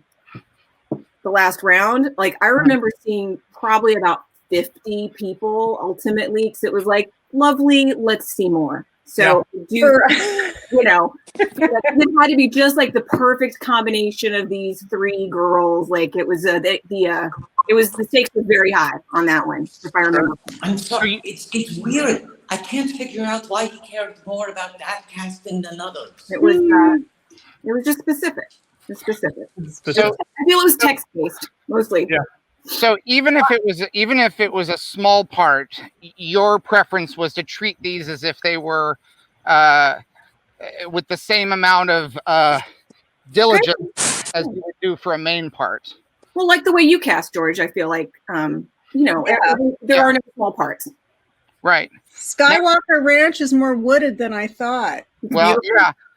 You know, there's some areas that are less woodsy, but this is one of the woodsier ones. You know, we filmed some of the Ewok movies near these woods. I remember that one. They recognize some of this as the planet Endor. Yeah, yeah. George has got a good deal up there. He's got plenty of space to go walk around. Yeah. The air quality is not great. I feel bad for you two. Yeah, we're stuck. I mean, Watto lives in the Dakota, so he's doing okay too. Where is Watto walking? I'm very intrigued. Watto, you live in the Dakota? Yeah. I live in the Dakota. I'm right downstairs from Yoko. I walked up and down the whole flight of stairs twice. I don't feel good. It's too much walking. I couldn't even begin to talk at the same time, other than to butt in with my winking interjections about Sorkin getting so invested in the casting of the 3 young actresses. Yeah. I don't know how these actors do it. The walking and the talking. It's a lot for Watto. It's much easier. It's much easier to just do a walk and walk or a talk and talk. But once you combine them, it really is even more difficult than walking and chewing gum. So wait, we should ask, because earlier we had Camille Chen on the show, and she wasn't in the pilot. Did you guys cast her, or was that? I'm gonna mute Watto because he's very loud. Or was that the person before who did the pilot? We cast Camille. Yeah, she was great earlier. She said she had. She thinks there was like 48 hours between when she got cast and when she was on the air. Yeah. Is that normal? That quick of a turnaround, or is it sometimes a little bit longer? It was normal at the beginning, or there were like 8 days at the beginning to prep an episode. I seem to remember by the later episodes, we'd get the scripts on like day 7 of prep. So then there was a day before it started. So that was fast and loose. Wow. Yeah. Who have you guys worked with any people from this show again? Are there any people that you go back to more often that you remember? Who do you say, Meg? No. John Goodman's Emmy-winning performance over here on screen. That is true. It's, I was trying to figure out what episode specifically he got nominated for, and everything I could find, including the Emmys website, just says Nevada Day. Nevada Day. Well, was he in the previous episode? He's in both. But they're both Nevada Day. Yeah. Yeah. Well, it's a collection of his work. Yeah. I was very, very happy that he won. I thought that was so fantastic. Yeah. Jay Paulson was Meg. I don't know if you were on when Jay Paulson was on a minute ago. He sent a video. So Jay's been on a couple shows that I've worked on since then, and which was pretty cool. I remember when we were casting Jay, we saw a bunch of guys for that part, and they, Tommy was the one that was finally like, we want like Don Knotts. Like it needs to be like a Don Knotts guy. Yeah. And so then we brought in Jay, and it was like perfect. Did he have the mustache when he read for the part? I think that's it. Yeah. Oh, you couldn't. 24 hours. Yeah, he's not. Yeah, that wasn't a fake or a magical mustache. Did you ask him the obligatory question? Are you willing to shave for the role? Always. We ask that first thing, no matter what. Are you willing to shave, Mr. Lucas? Sure, I'll shave. Yeah. What about Watto? Like, is the snout a given, or is that like you don't ask people if they're willing to chop off their nose for a part? Oh, I'm sorry. That was But George, to be fair, Watto's got a big belly too. I didn't notice that. I do. Can I mention a question from the comments? Someone's asking, did you ever cast someone and then change your mind when you looked into their eyes? Oh, and that's a good question. Feel like that's a really solid question, and I have to say yes. What's the question? Have you ever cast someone and then changed your mind when you looked into their eyes? Wow. Like, I do feel like if you get a total creepy vibe from someone, you shouldn't put them on a set. I agree with that. Thank you. Can I respond now that I'm sitting down again? I Please. don't think you're legally allowed to ask me to get a nose job for a role. But off the record, I'm CGI, so I feel like it would just be a re-rendering. It would be very easy to install like a new firmware update or a patch. I can lose 40 pounds. I can shave. I can lose the nose, whatever it takes. I have a head. It's an old headshot from the cover of Disney magazine, but that is what I would look like without the beard. That's helpful. Yeah, if that's useful. It's very useful. I have a serious question for Meg and Liz that I'm very curious about. So you've been talking about how you didn't cast the pilot and came on after that. And most TV shows work that way, where one team will cast the pilot and then someone will take over when the thing goes. No, it's not normal, I don't think. Really? I think, yeah. Historically, casting directors who do the pilot stay on and do the series. But in this case, Francine Maisler, who cast the pilot, I think she did it as a favor to them because she only did features. And she just didn't want to do the series. She does television now. Every feature casting director does television now because there's no movies. But she did not want to sign on and do. You can only, you only have so much bandwidth. So she was, she wanted to keep herself available or was committed to other things. Yeah. Were there any times, because you had to cast, there's so many even just very tiny roles throughout the series, and it's such a large ensemble in addition to that. Were there ever any times where you did cast somebody and then for one reason or another it didn't work out and you had to recast a part? On this show? I don't remember. Well, I know Columbus Short, I think, is in this episode, and he was supposed to, they wanted him in the whole season, and he took a movie. He got a big movie part, and so I remember that was a yelling and screaming thing where everyone was very upset that he had Yeah, taken. we couldn't have him. I do remember I was like, yeah, you don't have him under contract, so he took something else. Wow. Right. So he was great. Yeah. You gotta lock them. You gotta lock the talent down if you don't want to take other work. There's a lot of like spiky hair on the screen right now, like a lot of fluffed hair tops. It was 2006, right? Everyone was going for the hair height. That was the trend, the hair height. Right. Casey, do you remember working with the animals themselves? I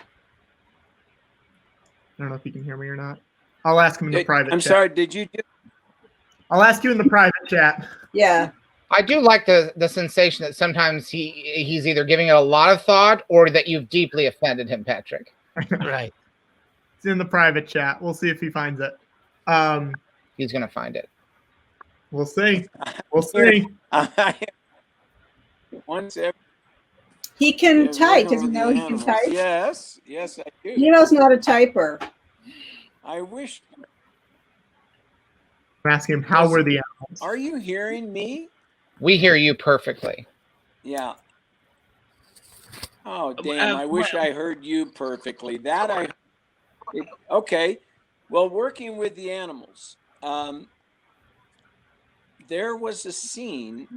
First of all, the greatest snake wrangler in Hollywood is named Jules.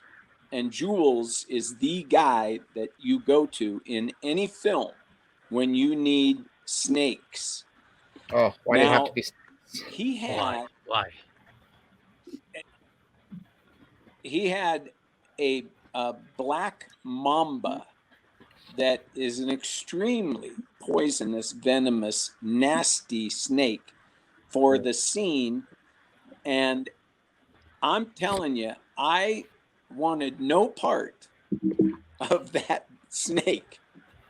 And they put a piece of plexiglass between the camera and the snake. And Jules has this stick with a little piece of cotton on the end of it that's just flapping away.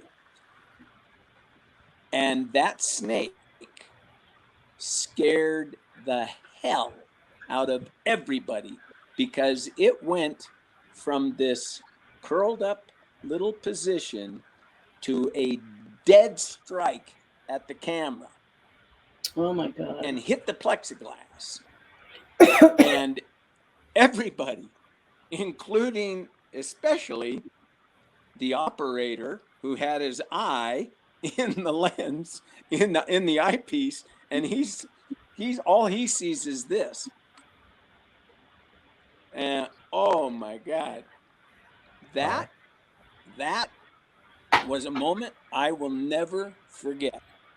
Now, the other snakes that I dealt with were non-poisonous, non-venomous, and I don't have a problem with reptiles and snakes and all of that. So that was great fun, and it was fun to chase them around the stage and so forth. But 5 seconds around a black mamba, and you don't want any part of them ever again.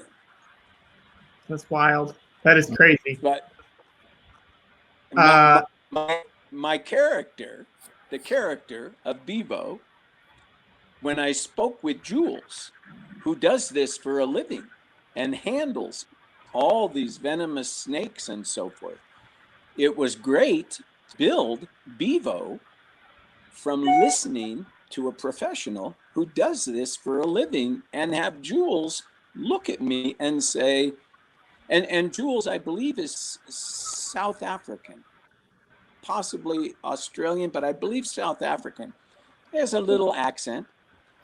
But to hear him speak of how comfortable and how slow and calm he is, I just said, that's Bevo.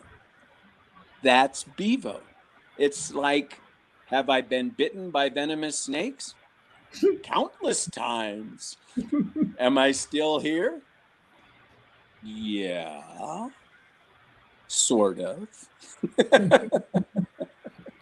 So as the day went on, as I dealt more with Jules, I just layered him in to Bevo. And it worked. It worked. Wow. Wow. We didn't cast the snake. Good. No, Okay. nor did we ask the actors if they were comfortable working with snakes. Nah. No, that's smart. Yeah. I do respect, Casey, that you and the snake were social distancing before it was necessary. Like the plexiglass dividers and all of that. Yeah. People could learn something from how you and that snake coexisted on set. Safety Yeah. What was I going to ask? I had something. Shoot, I don't remember. Is this a good time for me to mention that when I was 18, I starred in the Fort Smith, Arkansas Little Theater production of A Few Good Men? Perfect time for that. As Demi Moore, basically, and opposite the guy that I ended up marrying, who played, Tom Cruise from the movie in A Few Good Men. Wow. Together to this day. So there you go. It all comes back to Aaron Sorkin, I feel. Wow. I just got chills. Yeah, right? You fell in love speaking Sorkin to each other. Speaking the language of Sorkin to each other. Yeah, for the good people of Fort Smith, who really appreciated it, I think. But the question is, this is the big question. Language of love. How were you, Liz? Were you good? I feel that I was pretty excellent, and I think there's a VHS tape out there somewhere that will back me up on that. Oh my God. Wow. Did you continue acting after that, or was that it? For about 5 minutes after that. That was kind of a swan song. And I'm pretty sure I had a pretty strong Arkansas accent at the time. Sure. Yeah. Gave it a nice regional flair. Yep. That's nice. Well, there's the best story, I think, about our experience on the show is actually has to do with the Chinese actors, and I'll let Liz tell it, but it was a magical moment. We didn't rehearse this story, Meg. I'm not prepared. Well, no, it's your story about casting the Chinese actors and what happened. I'll just say, you told it for me in the last segment. I got to hear her. Yeah, that was awesome. Yeah, but she didn't go through but there's more to it. More to the story. Well, basically, I'll start then. Please. So we're having a casting session. We had to cast the actors to speak Chinese, and we're in the room, and I don't remember who was reading, but the person left, and Aaron said, "That's not Chinese. That doesn't sound right at all." And I said, "Really? But it is." But and he said, I'm not buying it. Yeah. So I said, "Well, Liz speaks Chinese." And then Liz just started speaking in Chinese. And Aaron's mind was blown. His mind exploded. And he didn't think we were on it. I mean, this is another magical special skill of Liz's that she grew up at. I forgot. I always say Shanghai, and that's not right. Yeah, Taipei. Yeah. So she grew up in Taipei. She speaks Chinese fluently. And he was like, after that, I think he fell in love. I think he respected me a lot more. He also respected me a lot more after I showed him the picture of me starring in A Few Good Men. Wow. Well, now, Liz, since we've now heard two versions of this story, both in English, could you tell us the story in Chinese? 我会告诉你们. No, let's not do that. All right. Hard no. That's a hard no. That's a pass for now. You got 3 words out of her. Yeah. No, and I feel like I've ragged on Aaron Sorkin a certain amount, but he also was like super kind. And one of those moments from the pilot, like where the who is it, takes the side Merritt Weaver and says like, "No, you are good at this," and like convinces her that she can stay in television even though she screwed up something in her PA job. Like, he did that to me one time. I was having a moment, and he's like, "No, you are good at this," and like was super kind. And Well, and obviously, if not for a few good men, who knows if you ever would have met one great man. Exactly. Thank you for that. Yes. That's good, Watto. That's Thank great. you. I thought of it like 8 minutes too late, and I was looking for a reason to circle back around. You can always bring it back. You can always bring it back. Well said, Watto. Thank you. Thank you. Yeah. Thanks, Watto. Thanks, Watto. Thanks, Watto. Thanks, Watto. I appreciate my 25th anniversary renewal of my vows. Watto, you gotta do that, Watto. Yeah. Yeah. Happily. And when is that? Next Liz, year. when- Next year. Next year. Yeah. Actually, we're doing it live on the screen here in a minute. If we get to what 8,000. Hey, you tell me. Right What now, are we at, Patrick? right now we're at 4597. So you tell me what it is, Liz. All right. So, we'll renew the vows. It's going to be past my bedtime, I'm afraid, when that happens, I think. Yeah. Okay. Well, we could say, Liz, we could say next 10 minutes if we raise $100. Well, I guess I'd have to get my husband on here somewhere, and I don't know if we're technologically set up for that. Okay. All right. Yeah. It's out there. That's all. Next time. We'll do it another time. I don't know if I missed this part of the conversation when I was getting winded with the walk and talk. But Liz and Meg, did you go into at all the process of getting Goodman on the show? I know you were talking about him getting the Emmy for this, but what was it like getting him to do this? A lot of phone calls. They identified him pretty early as the person that they wanted, so it made it pretty easy that he was available and wanted to do it. So I don't think we had a casting session. I think we just made him an offer. Right, and he was someone who he'd already done a similarly kind of dramatic entrance into the world of Sorkin in The West Wing, in the final Aaron Sorkin scripted episode. So it kind of, I think for longtime Sorkin fans, it was exciting to see him show up in another Sorkin show. That is true. He might have the last line of dialogue in a Sorkin West Wing episode. I think so. Wow. He's walking down the hallway and then he shows up in the Oval Office. I mean, just to confirm what I think people have gathered in the comments, John Goodman is offer only, right? You don't ask Goodman to read. He's offer only. No, offer only. Correct. Yes. Yeah. That's fair. I think that's fair. Yeah. Was there anyone that you guys really wanted to get on the show that didn't work out for one reason or another? Oh, sure. Yeah. I remember the Meg, weren't the celebrity guests were always a super big hassle. Oh my God. We were supposed to come up with like famous people that would come down and kind of be themselves and maybe also be a musical guest. And that was like a never ending hassle. So you, in addition to casting a show, you were also having to be the talent bookers for the sketch show within the show. Well, and the celebrity guests on the show within the show, which I remember back, it was like pretty not celebrity studded. No. I mean, I have two.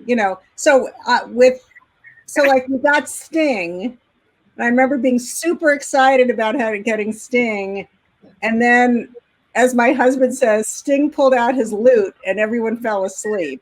I thought it was going to be.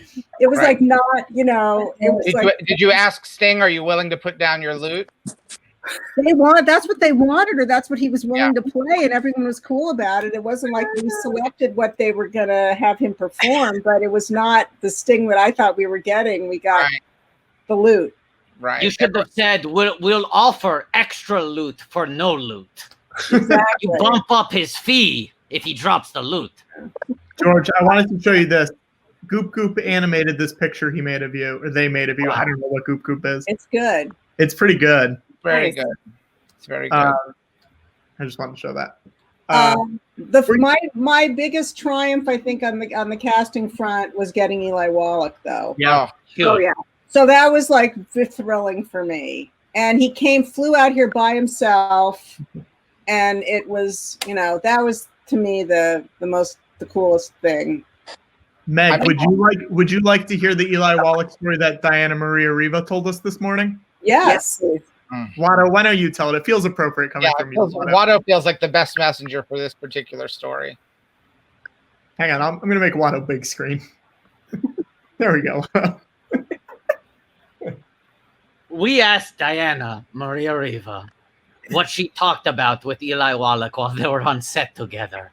And she said that he almost immediately, apropos of nothing, completely unprovoked, began listing every actress in Hollywood that he had slept with across his life, starting with Marilyn Monroe, and extending to actresses who he had gone on dates with but not sealed the deal with, such as Bette Davis. They did lunch, but they didn't do the deed.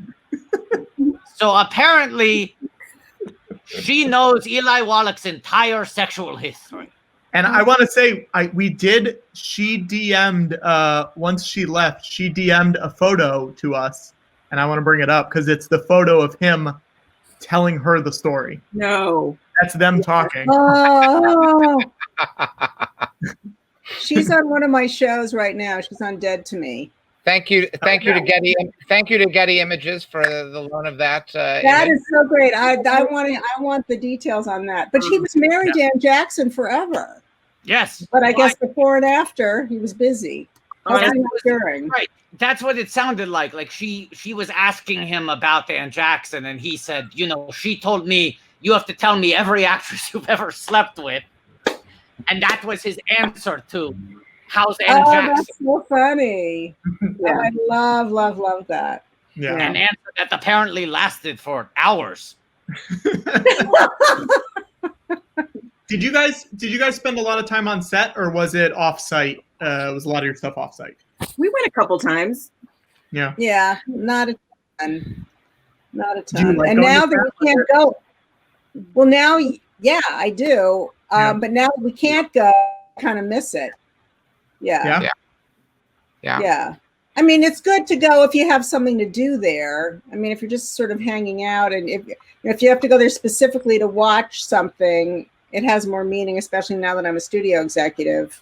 Yeah. It's like, they get nervous when I show up that someone's going to get fired, but that's not the real point of me going. I go because I like to. We're social people. We're people, casting directors. Yeah. Well, and also I'm curious now that you're, I feel like things have been progressively trending more and more to self-tapes because the technology has gotten easier.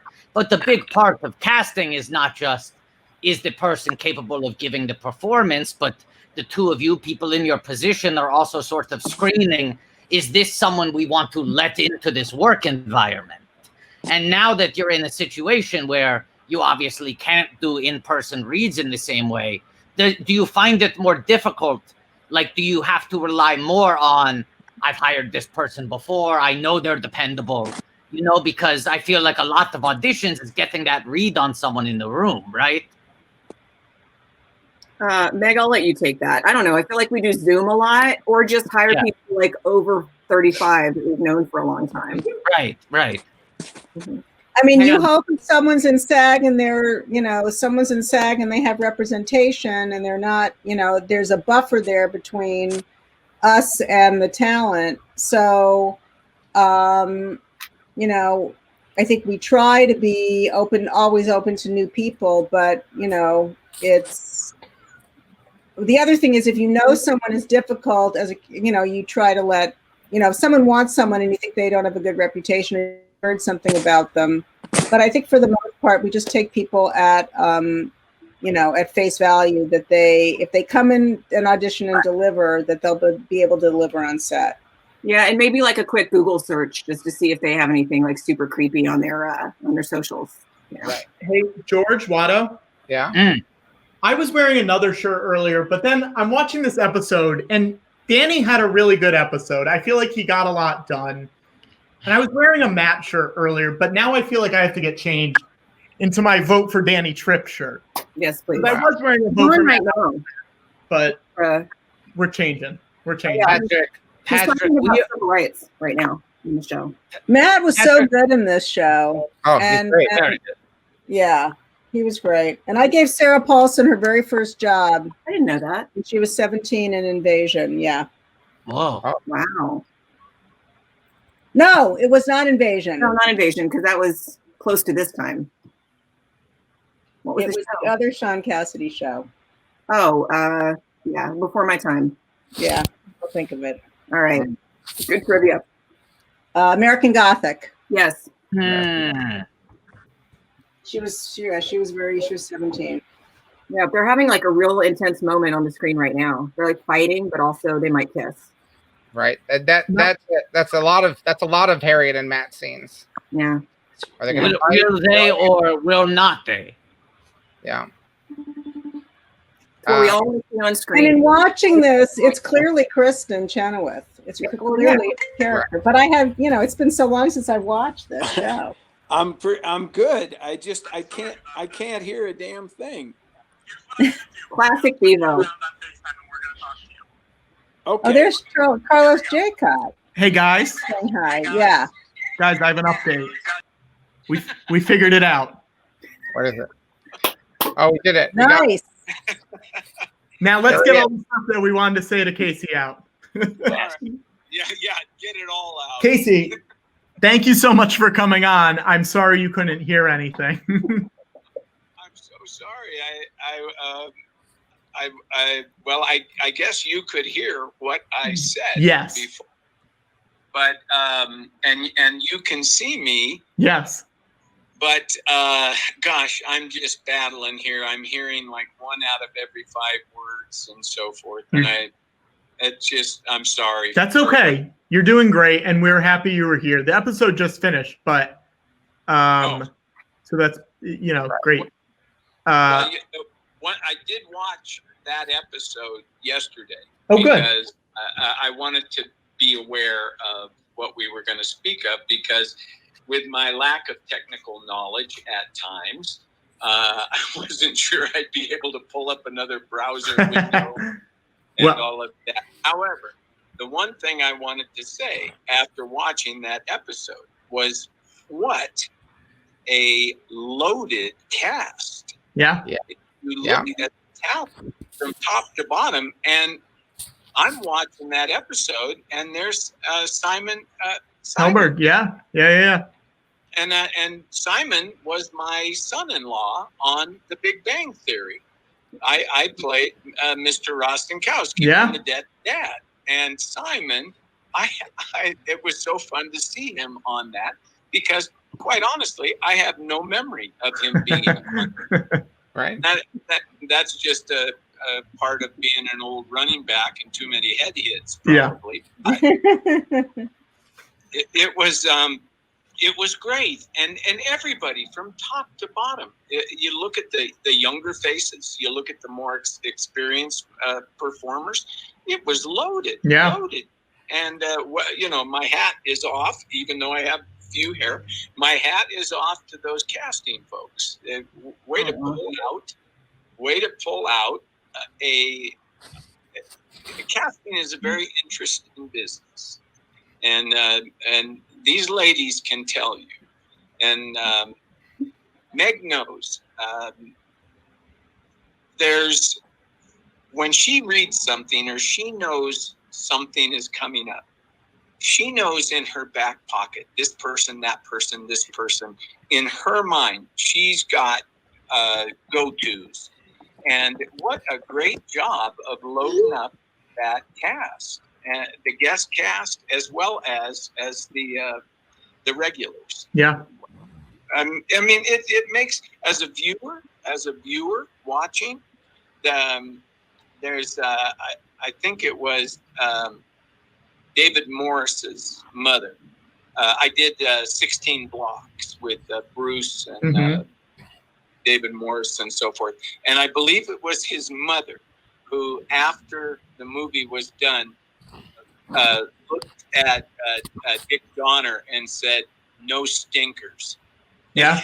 I'm like, wow.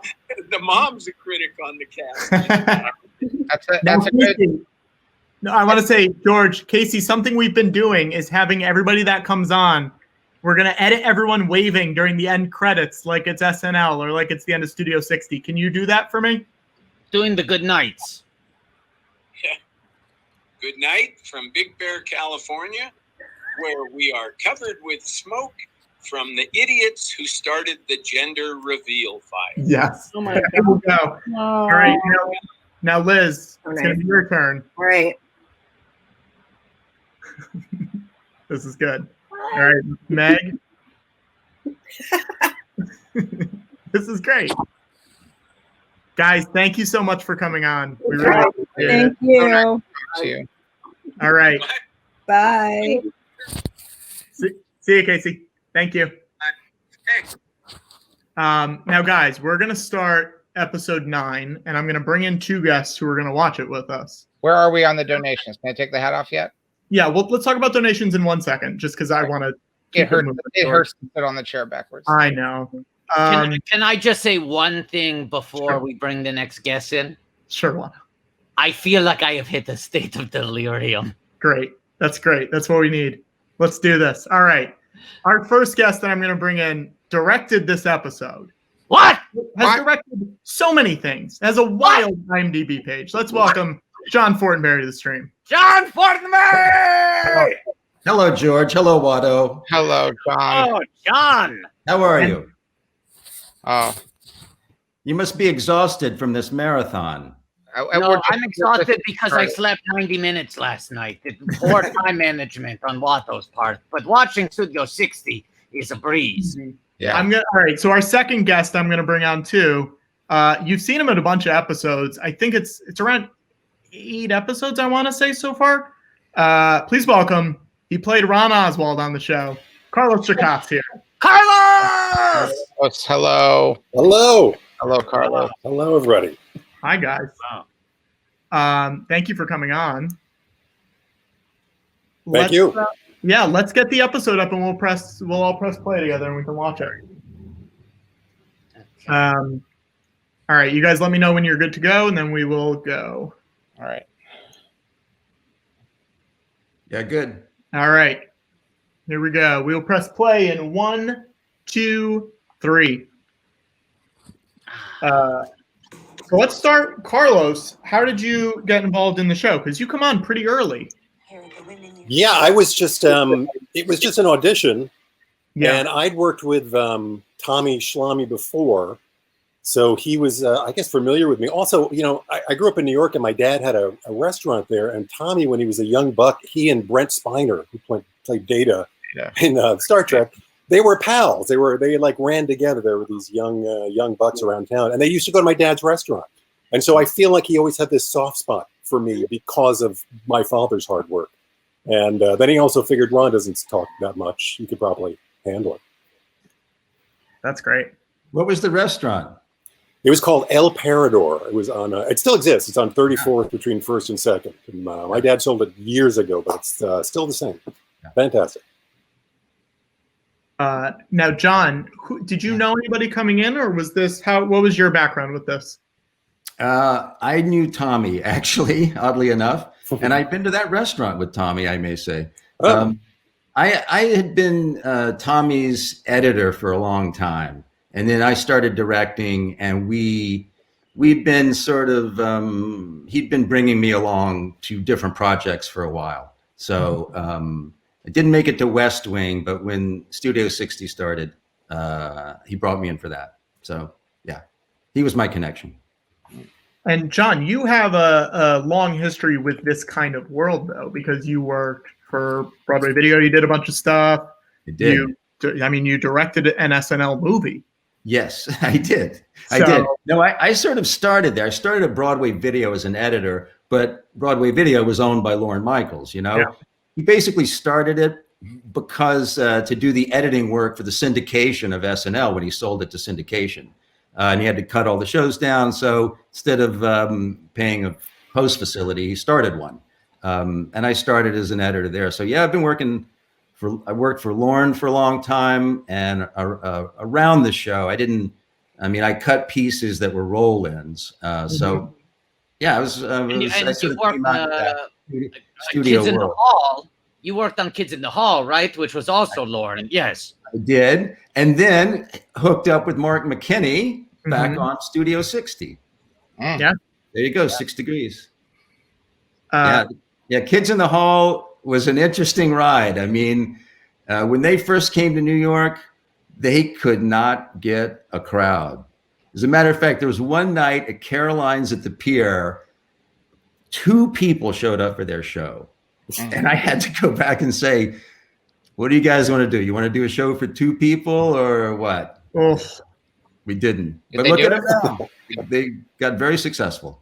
Yeah. I mean, you also directed on the Ben Stiller show and the Dana Carvey show, which I feel like are now regarded as 2 of the high points of sketch comedy in the 90s. Yeah. But both were famously, struggled on the air at the time. Yeah. Has it been like, after putting all that energy into the shows and having them not last very long, has it been vindicating to see them be reclaimed decades later? Very much, especially the Stiller show, because the Stiller show was spectacular. You knew it when it was happening. It was a really interesting, cool new show.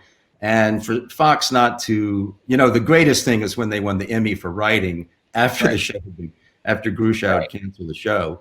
The Ben Stiller show is a spectacular thing, and I think the same 2 people who almost got to see Kids in the Hall were the viewing audience for the Ben Stiller show at that time. It was one of the lowest. Back when they used to print the Nielsen ratings would be an article, because there was, compared to now when there's so much TV, but back then the Associated Press would print the week's shows all ranked, and the Ben Stiller show was at the very bottom of the ranking of shows. And I believe the last episode of that show featured a Few Good Men parody that was A Few Good Scouts. That's exactly right. It closed on a Sorkin parody. That's exactly right. You're correct. It was. But that's like one of the things that made the Stiller show stand out so much at the time, and why it still holds up well today, was it was one of the first sketch comedy shows, if not the first, to really like parody the directing style of the things they were parodying, not just the performances, but you would parody the lighting and the camera movements and the music, and it would really look like whatever you were mocking. Right. I remember moments of having like a picture of a YouTube video next to our camera shot and adjusting lamps and pillows to be as precise as we could be on a parody. Yeah. Also, the Ben Stiller show, to draw in a connection with Studio 60, had 2 different sketches, which involved Janine Garofalo doing an impression of Juliette Lewis. There was the Kate there was the Kate Munster trailer, right? And then later there was the Woody Allen Husbands and Wives parody that was that was with the Frankenstein's monster and monster. Yeah. And those were all so specific in terms of how the from the whip pan edits of Cape Fear were just shot for shot from that movie. And same with Husbands and Wives. They would completely you would completely mirror that was the Woody Allen sort of shaky cam period, and it looked so authentic for a thing. It was a parody of something that by itself, the thing you were parodying hadn't even been seen by that many people. It was really impressive. Yeah, it was a blast, and I had not been on a show like that before. There really hadn't been many that were like straight up parody of modern, pop culture, and it was a blast. But you're right, nobody watched. So what are you going to do? Yeah. Now, Carlos, you start out with Noah Baumbach's films. You're doing with Stillman movies. I mean, you very much out of the gate establish yourself as sort of this urbane New York intellectual young man. Classy. Right. Really? And then Studio 60, you're playing a character that is referred to in universe as Hack Boy. This sort of Hollywood bullshit. They're sort of punching the clock. Like, did this feel like as big of a stretch for you as it sounds to switch over? Because you were mostly playing guys who actually could kind of walk the walk. And then this guy is very much kind of like phoning it in, right? Yeah. Well, in Kicking and Screaming in Noah Baumbach's first movie, I was, I think I read a review where they called me, and this was a positive review, they called me a jug-headed oaf. And I think which is what I was going for, basically. And I think Ron is not too different. He's just kind of, a jug-headed oaf. I was watching it again, and I was 50 pounds heavier, but it was I was doughy and middle-aged, and it's pretty much how I saw myself, even in my 20s. So sure. I feel like there's a real through line The urbane thing, maybe I get there's some residual from Chris Eigenmann's and all the other kind of more erudite cast members. But yeah, Well, Ron I felt mean- really in the breadbasket. But also, like, to play the oaf in a Noah Baumbach film is more urbane than the most urbane character in anyone else's film. Even if relative to Eigenmann, you felt oafish. There's a scale here. That's true. That's true. Maybe that's right. So you're saying that Otis from Kicking and Screaming would probably have no time for Ron, or you know that Right. he'd lead in the hierarchy. Otis, Ron, and then whoever else I ever played after that. I saw something in the dynamic with Ricky and Ron, and obviously they have a very specific. They're introduced as sort of foils to Matt and Danny. They represent the opposite end of the sort of ideal comedy writers. But as a duo, I very much see a C-3PO and R2-D2 dynamic.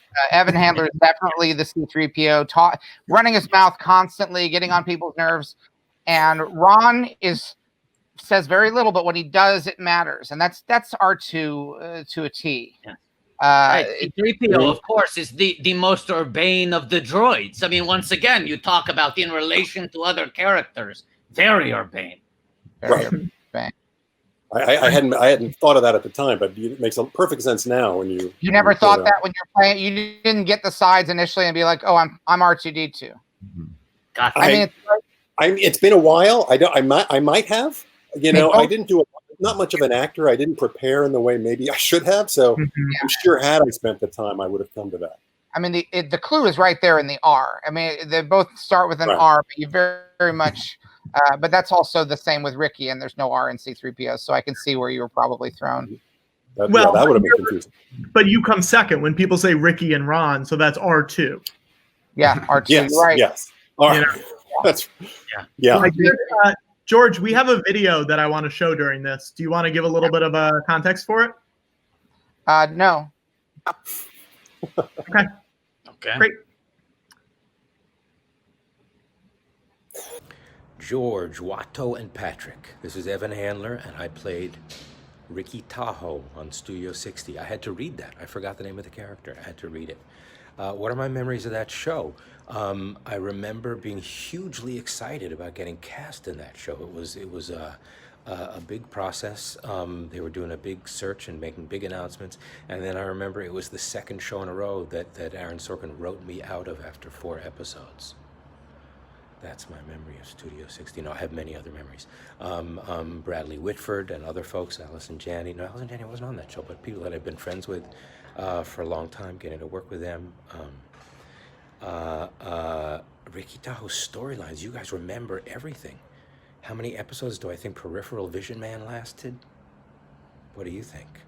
I think it was half a season and out, mid-season replacement, not renewed.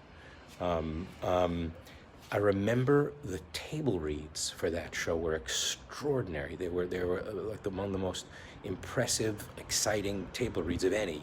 And then thinking that somehow the show didn't quite work as well when it aired, which, you know, then I mean, I don't think that's blasphemy to say, right? Because then they kept rewriting and changing and whatever. But you guys tell me, everybody, every single one of you, get in touch after you watch them. Let me know what you thought. Thank you for doing a Broadway Cares fundraiser. Where's Ricky Tahoe today? I don't know. Maybe he moved to Italy like I have. Don't tell anyone. That's a secret. Best to you guys. Enjoy the shows. Thank you. Thank you for lobbing your questions my way. All right. All the best. Wow. Ricky and Ron reunion. Had he gone on, he might have mentioned our time together. Maybe. Yeah. I feel like we would have had to get a second cameo. That's I think, you know, we spent. I didn't know Evan beforehand, and then we didn't talk after. But I know we spent a lot of time on the show, and I think my job, when I understood, I was really meant to stand anywhere from 2 to 3 feet behind Evan, so I could be held in a 2-shot, but just slightly out of focus. And once I understood that, I was like, I get it. This is how I live my life. This is perfect for me. with everybody. I worked with Evan before on a show called It's Like You Know. You remember that show? Yeah. Show. He was great. It was very funny. We've been talking a lot today. Right? Eigenman and Jennifer Grey. Yep, that's exactly right. Yeah. We've been talking a lot today about how so many people, because there's so many actors who work a ton on this show, everyone seems to work with each other in another show somewhere. Yeah. And it's just been fascinating to like see all the, you know, the connections that people have made. Carlos, is there anyone else that you've worked with again that you remember? I worked with Deanna Maria Riva on my years before Studio 60 on it was both of our first shows. We were as a sitcom called Common Law with the comedian Greg Giraldo, late Greg Giraldo. This was his show. And then I did an episode, the first episode of Better Things. Oh, yeah. And Brad Whitford was in that. And so we bumped into each other. And then I'm trying to think of who else. Then a handful of like, you know, Chris Hogan was the guy in the episode who stole the joke that became a big issue. Yeah. And he was an old improv friend from Chicago from years ago. And some directors, I think. Carlos, when you started the show, did you know that Ricky and Ron were not long for this world? Did you know that there was going to be an exit at some point, or was there the possibility that Ricky and Ron could have stuck around for a long time? No, we didn't. You know, we were series regulars. We were paid like series regulars, so the assumption was we would be there. I didn't know how many episodes I'd be in. I think I wasn't in all of those 9. But we were surprised. I mean, you know, for me, I was like, all right, it's fine. I'll just stay home more. Look at this. You're on the back of the DVD. You're on the back of the DVD. Can't believe there's a DVD. I got to get the DVD. There is a DVD, yes. But no, we had no idea. And Evan was the one who told me, because I think Tommy had told him on set. And so subsequently, years later, I've been mostly the past decade staffing as a writer on shows. So I know there's been, you know, there's generally this pre-production. A lot of these things are planned ahead of time. So I don't know if it was just a left turn, or they're like, we gotta juice this up, or we gotta lose these schlubs. I think to a first-time viewer, it feels like at first that you guys are going to be gone almost immediately. And then when there's the turn where the two of you refuse to sell out the staffer who plagiarized the joke, it starts to feel like, oh no, they're going to build in a deeper arc. And then before you know it, Ricky and Ron are gone again. But you had that nice little turn where you saw the same nobility, the same loyalty and honor. And I think it starts to feel like, oh, we're going to see deeper shades of these characters. And I think you have your character in particular has a really beautiful send-off, because you talk more in your final scene than you have in the whole series. Up to then, you have it makes us miss the character immensely, that your most open and expressive moments are as you are leaving the show. Well, what was exciting about that episode, one, it was working with Lucy Davis, who I'd loved as Dawn on the original Office, so that was exciting. But the funny thing about that is Studio 60, I guess, is a show that lots of comedy rooms love to kind of riff on and make fun of or just talk about. Sure. And the first show that I wrote on was a half hour at NBC, which you never would have heard of. They burned them off, you know, sometime in May of that year. But they were talking about Studio 60, one of the writers, and they were talking about that moment. They were kind of joking about, you know, Matt Perry gives him the note about, you know, give him someone to talk to, or, you know, can't be voiceover, it'll kill you. And they said, and then the actor playing the writer was like, thanks, good note. And they all kind of laughed about it. And I just paused. I was like, that was me. And nobody had any. Well, there was. I think they just kept laughing. I think it was like, clearly it's like, that's not how writers are. And I was like, well, at the time I was not. I had no idea. I mean, we thought it was a nice send off in the moment, you know, kind of a nice moment. Suddenly, though, they didn't have any smart, memorable comebacks once they realized they were in the room with Ron. All they could do was laugh. I won't say they were intimidated, but it did elevate me somewhat. Right. Watch out, because you don't know what I was in that you didn't remember me from. Yeah.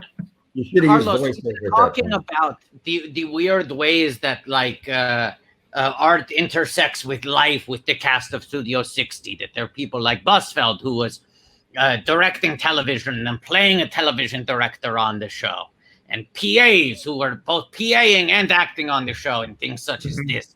You kind of did the opposite thing, where you were predominantly an actor and you still act a lot, but after this show, you start doing a lot of television writing. Do you feel like, since you were doing it in the opposite order, is there anything you carried with you from playing an unlikable TV writer where you went, I should make sure not to act like that guy when I'm in the real rooms? Well, I think Ron was a nice guy, right? I think he was probably just a hack, which is not his fault. You know, talent is luck, right? And he didn't have any. But then I, as a writer, I found when I was actually writing in the rooms, particularly on set, yes, I would try to be as nice as possible because I was so grateful that I didn't have to act, and I knew how nervous and how terrible it is for so many. And so it was great. And then and also the great thing about being on set as a writer is you get to do all the fun stuff like chit chat with hair and makeup and throw the football with the, the grips and whatever, all the stuff that I enjoyed without the scrutiny. I'm sure you also learned not to stand a foot behind Evan Handler at the focus. Like once you were actually on the set of, say, SITH, you went, get Evan Handler out of here. Let me stand in front of the actors. Yeah, for sure. I mean, if we could have gotten Handler, but I don't think he was offer only also, like John Goodman. Now, Carlos, that opens up an interesting question. And I guess this goes for John, too. Carlos, are you offer only? No, God, no. I'll read for anything. Who would offer me? I mean, I always thought that they'd say, Jaycott's offer only? Fine, we'll get anybody else. Okay, so we're going to move on. John. I'm afraid not. No. Afraid not. Okay. Audition.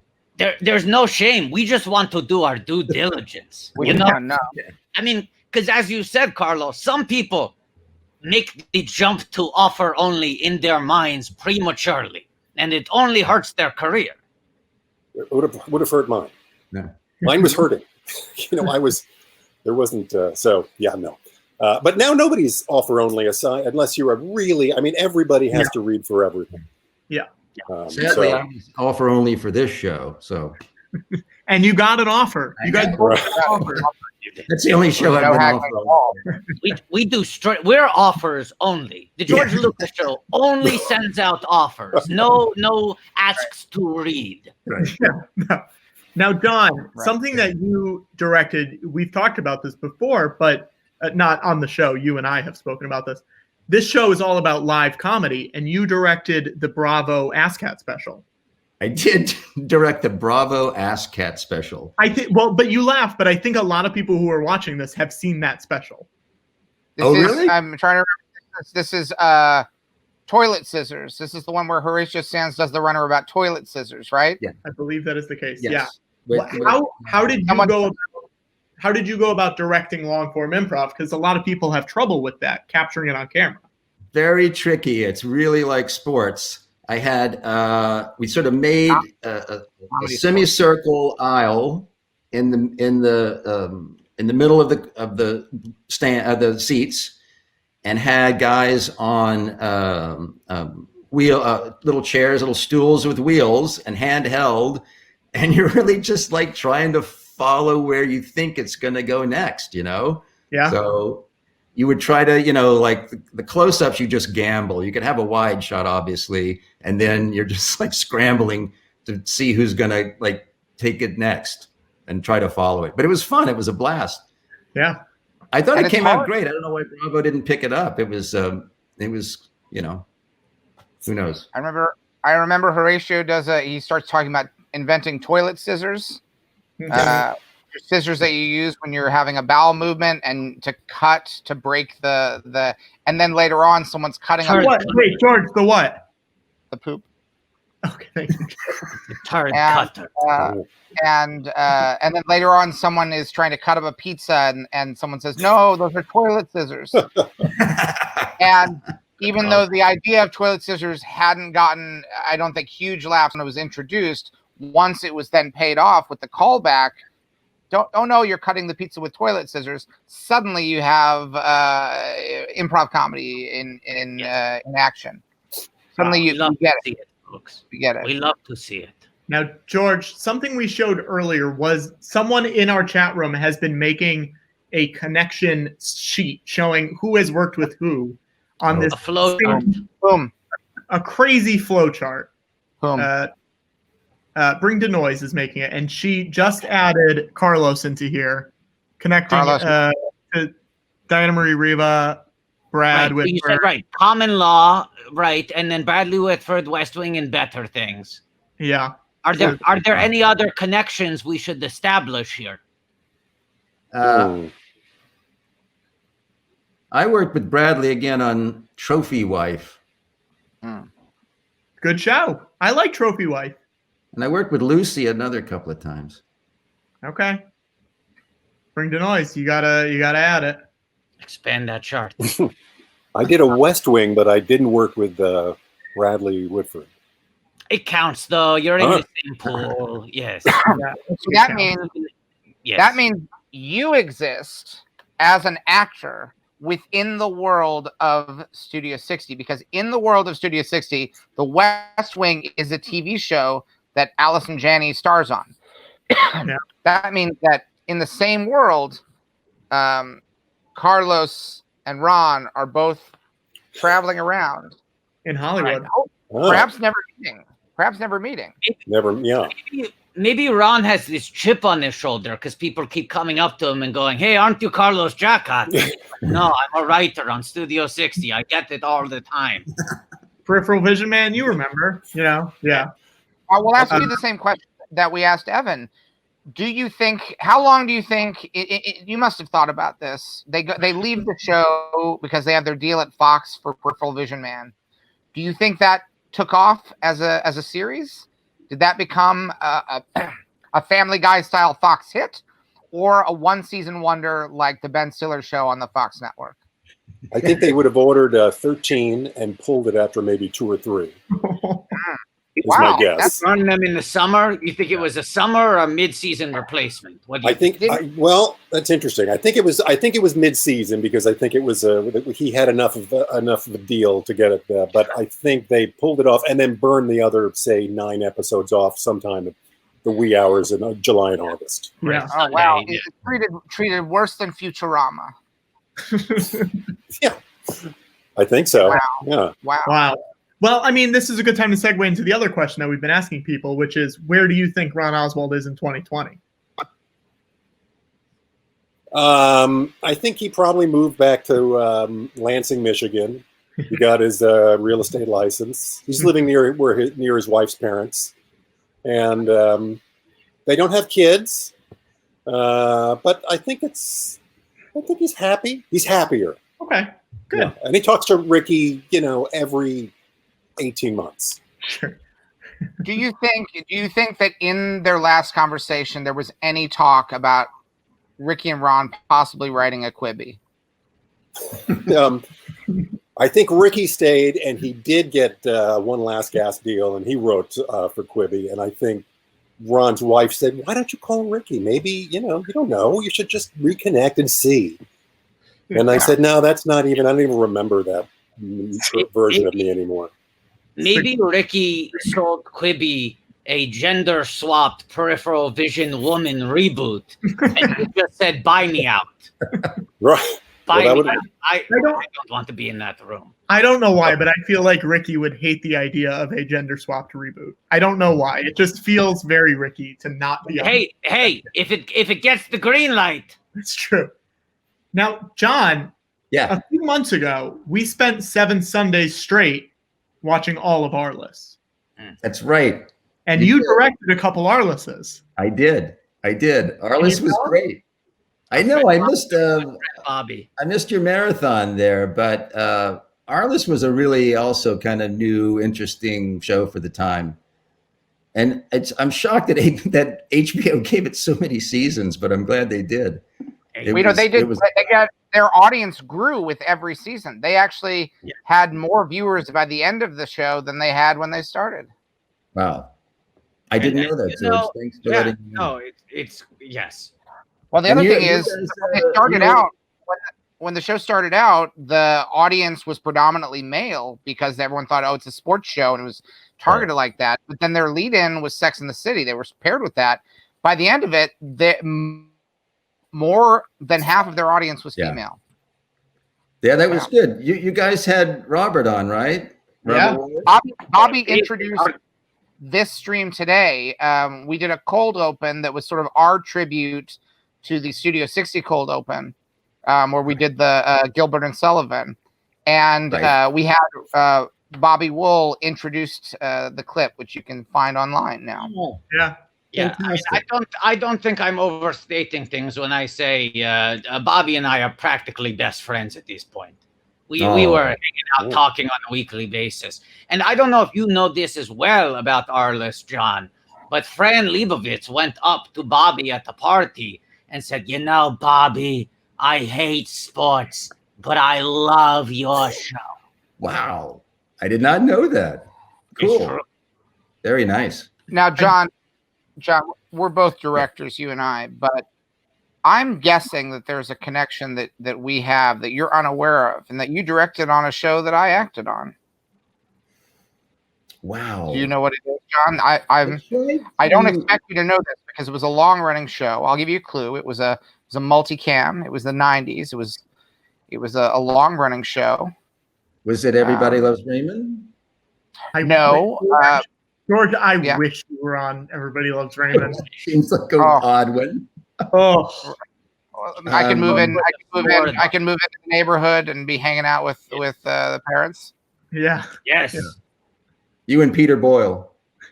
No, Everybody Loves Raymond. Everybody loves. I mean, both of these shows have titles that are sentences. But this one is a command, and it has an exclamation mark at the end of it. I would say just yes. Just right. That's right. So with you and I, JSM for life, you and me, John. Wow, I didn't realize you were on that. You know, I did an episode where we actually got Woody Allen to be on the show, but he only agreed to do it as a voiceover. So, you know what I mean? It's like we could have gotten an impressionist to do Woody Allen, but he did it. He actually did the voiceover. Wait, which show was that? This is to Just Shoot Me. It was Just Shoot Me. Yeah. It's an episode called My Dinner with Woody. That's exactly right. Season 2, episode 6. That's exactly right. And it's a guy thinking he's Woody Allen. And then at the end, the real Woody Allen calls, but you know what I'm saying? It's a voice on a phone. Well, I guess then he's in the club with us too. JSM for life. Once you're in that club, he's also in a lot of episodes of Studio 60 because there's the big photograph in the office, and if you watch the end credits, one of the last credits is always because there's this big Life magazine. Yeah, it's on the wall there. Right, Patrick, how much did that cost? How much did that cost you, Patrick? It was like $6, and I had the frame, so it was. That's a bargain. It was a steal. I do want to show. You had the frame. I had the frame already. Carlos, there was a man who was hired for the show to work on the show. His name is John Wan. He ended up being a stand-in a lot, but his original job was to create cartoons of what was going on the show. Oh, right. And I have a cartoon that I want to show you. All right. Oh. This is from when the show was on. Yeah, I remember that. Yeah. And here's a little twist, because guess what, John? I have one of you too. Oh no. The little twist. Talk about a little twist. Oh my God, yes. I remember that. Standing at Video Village. Watching. Yeah. It is so funny seeing this. Maybe. So funny seeing this, because like that's a hallway that you would see on the show, and I love that they're just using it for, you know.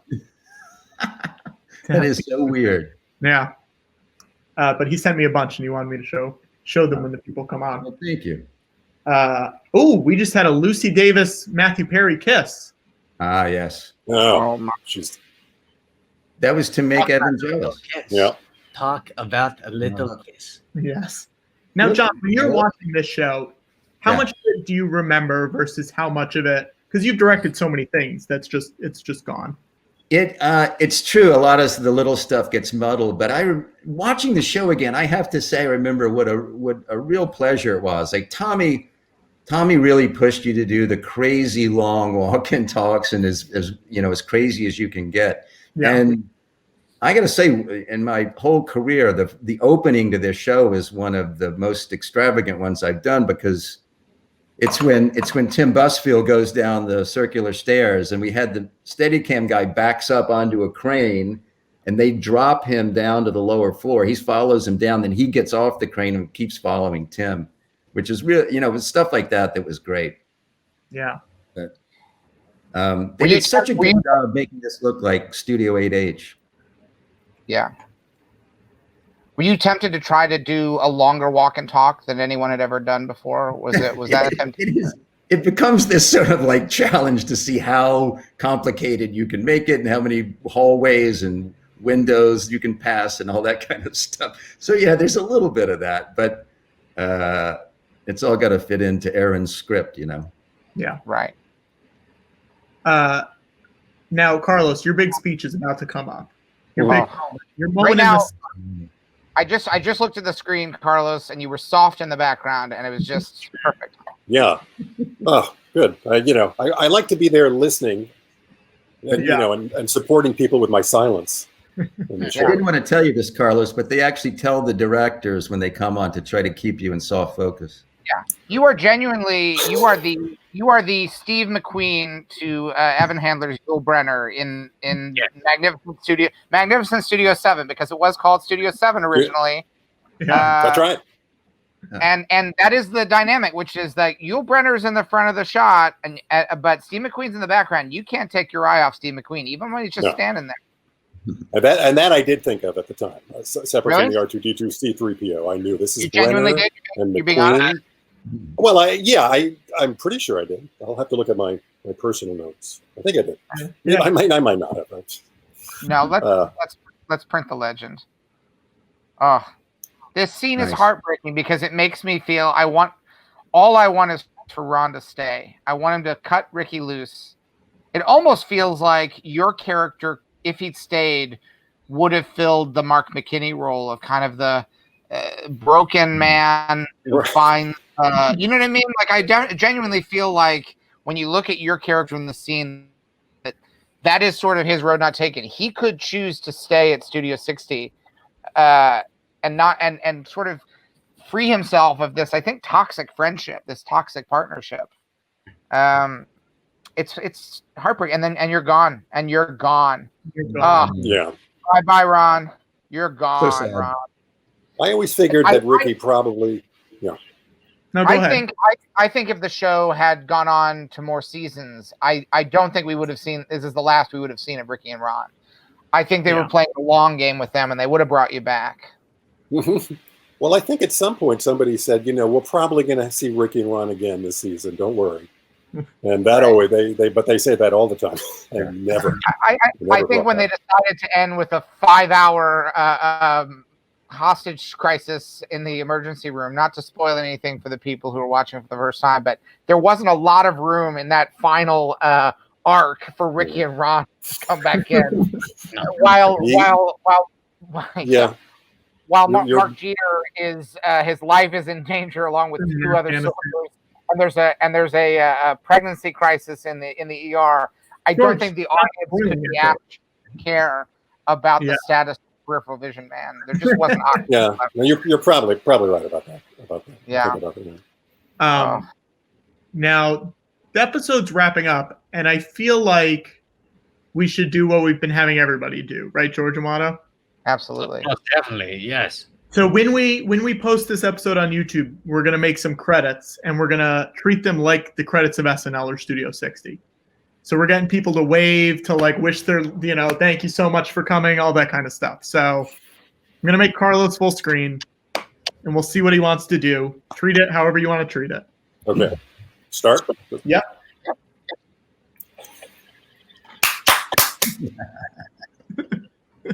Oh, he's giving us all the options.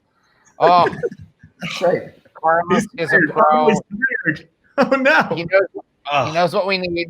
Oh. Carlos, who was the host tonight? Who was the host tonight? It was Shakira. She's music and host. Oh. She was fine. She was good. That's good. John, are you ready? I'm ready. We'll take the glasses off. Okay. All right. That way. Yeah. Get that wave in the frame. Oh, perfect. John, talk to someone off camera. Oh. Talk to your friend next to you. Tommy Shlamy, what's going on, man? Tommy, oh, he's hidden in the shot. Hey, did you get Tommy? Tommy, guys, they're working on they're doing the West Wing reboot today. They're literally filming it today. Are you kidding? Oh my God. Isn't that insane? This is, Wow. you know, we planned this retrospective, and it almost became like a Studio 60 crisis episode, because then we found out the West Wing reunion is shooting and the Emmys are tonight, which feels like what would happen on a Thursday, which is like, oh no, what are we going to do?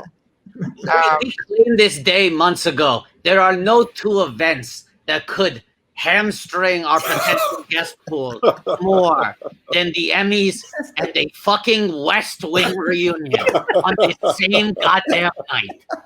Yeah. It is, you know, but hey, listen, we have like 50 people stopping by throughout the day. So we we got the great, and look, we got two amazing guests on with us right now. It is just kind of absurd how that lined up. Yeah. Guys, if you were on a Studio 60 or an SNL, do either of you do impressions or characters? I'm not asking you to do one.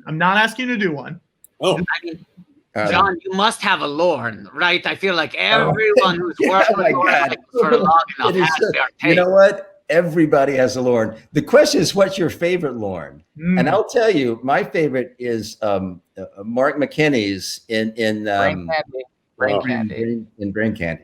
He did. He had a very solid Lorne. Yeah, I think so too. No, but Dana used to say that. Dana would say, you know, everybody has a Lorne impression. Yeah, which they do. Carlos, you got anything? I don't have to do it. No, you don't have to do it. Bo Bridges. You don't have to. Bo Bridges. That's a good one. Spot on.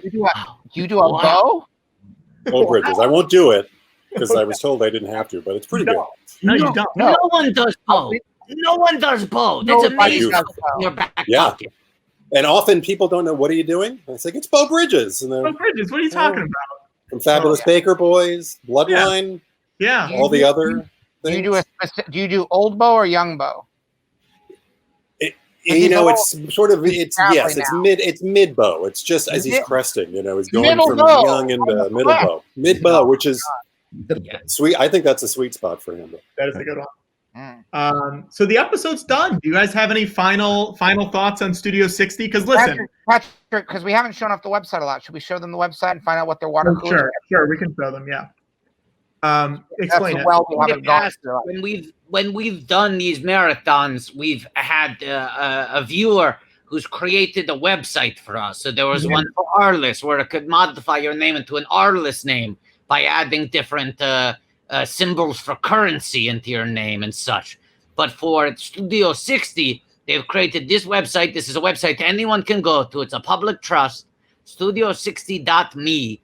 And you type in your name, you answer the 2 questions, and it generates what your water cooler sketch would be. What this sketch would be that everyone will be talking about at the water cooler on Monday. So the 2 options that you have to choose from are 2 seminal Studio 60 sketches. We have Crazy Christians and we have Science Schmiance. So John, we'll start with you. Scale of 1 to 4, and you take this however you want it. How crazy Christians are you? Now this is, am I or am I for that sketch? This is, you decide. It's just 1 through 4. I'll go 3. Okay. 3. Now, John, all right. How Science Schmiance are you? 2. I think this is going to get some interesting results. Okay. Oh, you're in the sketch called Nicolas Cage meets John Fortenberry. And we have a great sketch by Kevin Woods of Harriet Hayes over here. Now, Carlos, let's do yours. Hang on one sec. Okay.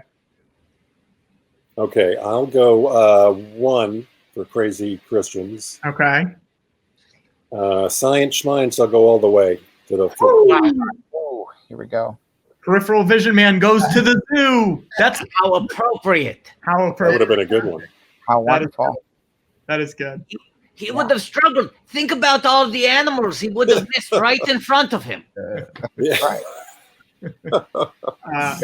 Guys, thank you so much for coming on. Oh, Thank you. It was great. It's a blast. Yeah, we really Nice to appreciate meet you, George. Sorry I didn't cross paths with you. Just shoot me. Absolutely. You know, I always say, gather ye rosebuds, but pick ye Fortenberries. And Watto, thank you. Nice to meet you as well. Nice to meet you too. Love Night the Roxbury. Thank you for everything you give it to the world. Oh, thank you. You're welcome. Thank you, Patrick and George and Watto. Good to see you, John. All right. Okay. Such a pleasure. Okay. Bye, guys. What fine gentlemen. What just lovely gentlemen. Couple good guys.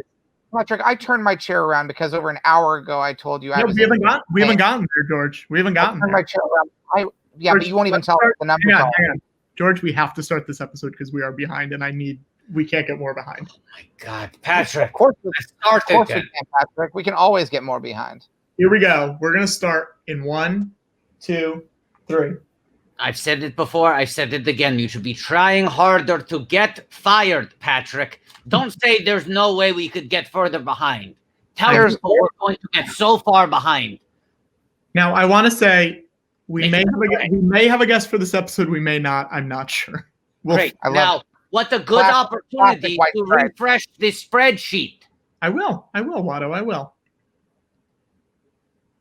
I'm going to go take a piss while you work on this spreadsheet. Okay. Patrick, I take my hat off yet or no? I do not believe you do, George, because we said 5,000. What are the numbers, Patrick? You won't share the numbers with us. Reveal the numbers. George, I'm trying. If the number, I don't know if I should be getting a hat, if I should be making a bag of popcorn. I don't know. We are at right now. We are at. Here we go. Hang on. What bag of popcorn am I supposed to be on, Patrick? You're supposed to be on bag number 4, but almost bag number 5. Jeez, Oh God, I'm one behind. I gotta go pop more popcorn. Yeah. Have to go pop 2 bags. I'll stay on the stream if you want. You guys can go. All right, I'm gonna pop 2 more bags. I'll bring it with me. Okay. Everyone's asking if we got Howie Mandel. I mean, no spoilers. No spoilers, everybody. No spoilers. But no. That's a spoiler, Patrick. Spoilers, but no. Spoiler, no spoil. Let me. You know what? I'm going to show a video while we're here because this is a good time. Show a video. I'm going to show a video from Melanie Mitchell, who is one of the stand-ins on the show, and she is now a music coordinator in the entertainment world. And she works on a lot of really cool stuff. Let me pull this up.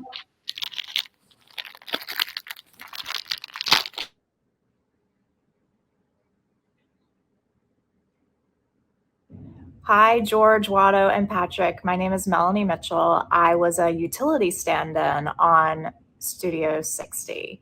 I stood in for all of the blonde girls, mostly. That included Sarah Paulson, Lucy Davis, Merritt Weaver, and anyone else blonde who dropped by, sometimes non-blondes who dropped by. I remember I did stand in for 3-6 Mafia, so that was a highlight. I probably was the most excited person to work on Studio 60. I had just moved from the East Coast and, moving from North Carolina and getting to work on an Aaron Sorkin show was mind-blowing. The coolest part for me, though, was just the fact that I kind of started working with a built-in family. Most of the crew had worked together for about 10 years on the West Wing. And so they all knew each other and were very tight. And I was fortunate enough that they brought me into and made me part of their family and made my transition and my move so much easier. I learned so much about TV. I learned what every crew person does.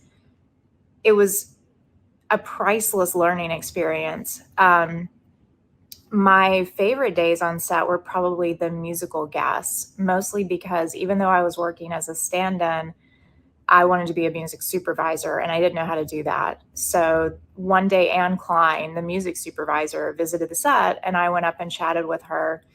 Long story short, she connected me with my mentor, who I worked with for 10 years, and I am now an independent music supervisor. So basically, without Studio 60, I don't know how I would have the career that I have now. I really miss everyone. I'm looking forward to watching the marathon and seeing everyone's faces. I'm still in touch with a lot of people, but obviously over the last year, we haven't seen each other as much. I hope that you guys all donate a ton to Broadway Cares. It's such a great organization. I'm a huge Broadway fan, and I try to donate to them any way I possibly can. Theater is so important, and this is so great that you guys are doing this. And I hope that while you all are watching, you will be very generous with your donations.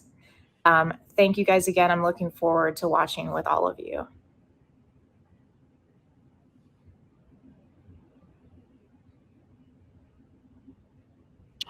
I really love the fact that we're making everyone wave for so long. It's going to be very fun because most of the videos I've been cutting off, so you haven't been seeing people waving, but it's been fun.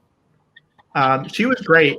She helped me get to a lot of other people who I would not necessarily have thought of to reach out to. Right. George, how's your food, George? I seem to have had a problem. One of those bags of popcorn's not popping. Oh, okay. I tried doing 2 bags at once. I guess you're not supposed to do that. Oh, no, I've never done that. You see that? Look at that now. Yeah. You like that? You like that? Thank you, George. You like that? George, I do like that. George, I do like that. You like it? George, I like it. Now, I want to make sure that people are adding trivia to the IMDb trivia. Any trivia that you hear on this show should be going into the Studio 60 trivia section. And if you want to link it to us, you could be like, as revealed on, and there is a page for this episode. I think it's called the George Lucas Talk Show Stu D21138 on the Binary Sunset SITH, I believe is the name. But please link it to us. You know, it's helpful. And then if you want to add quotes or trivia to our page, you can do that too. Right. Do what you want. Here's the episode. This is the episode that Nate was talking about earlier when he was in the dress. And Aaron wanted him to play it real.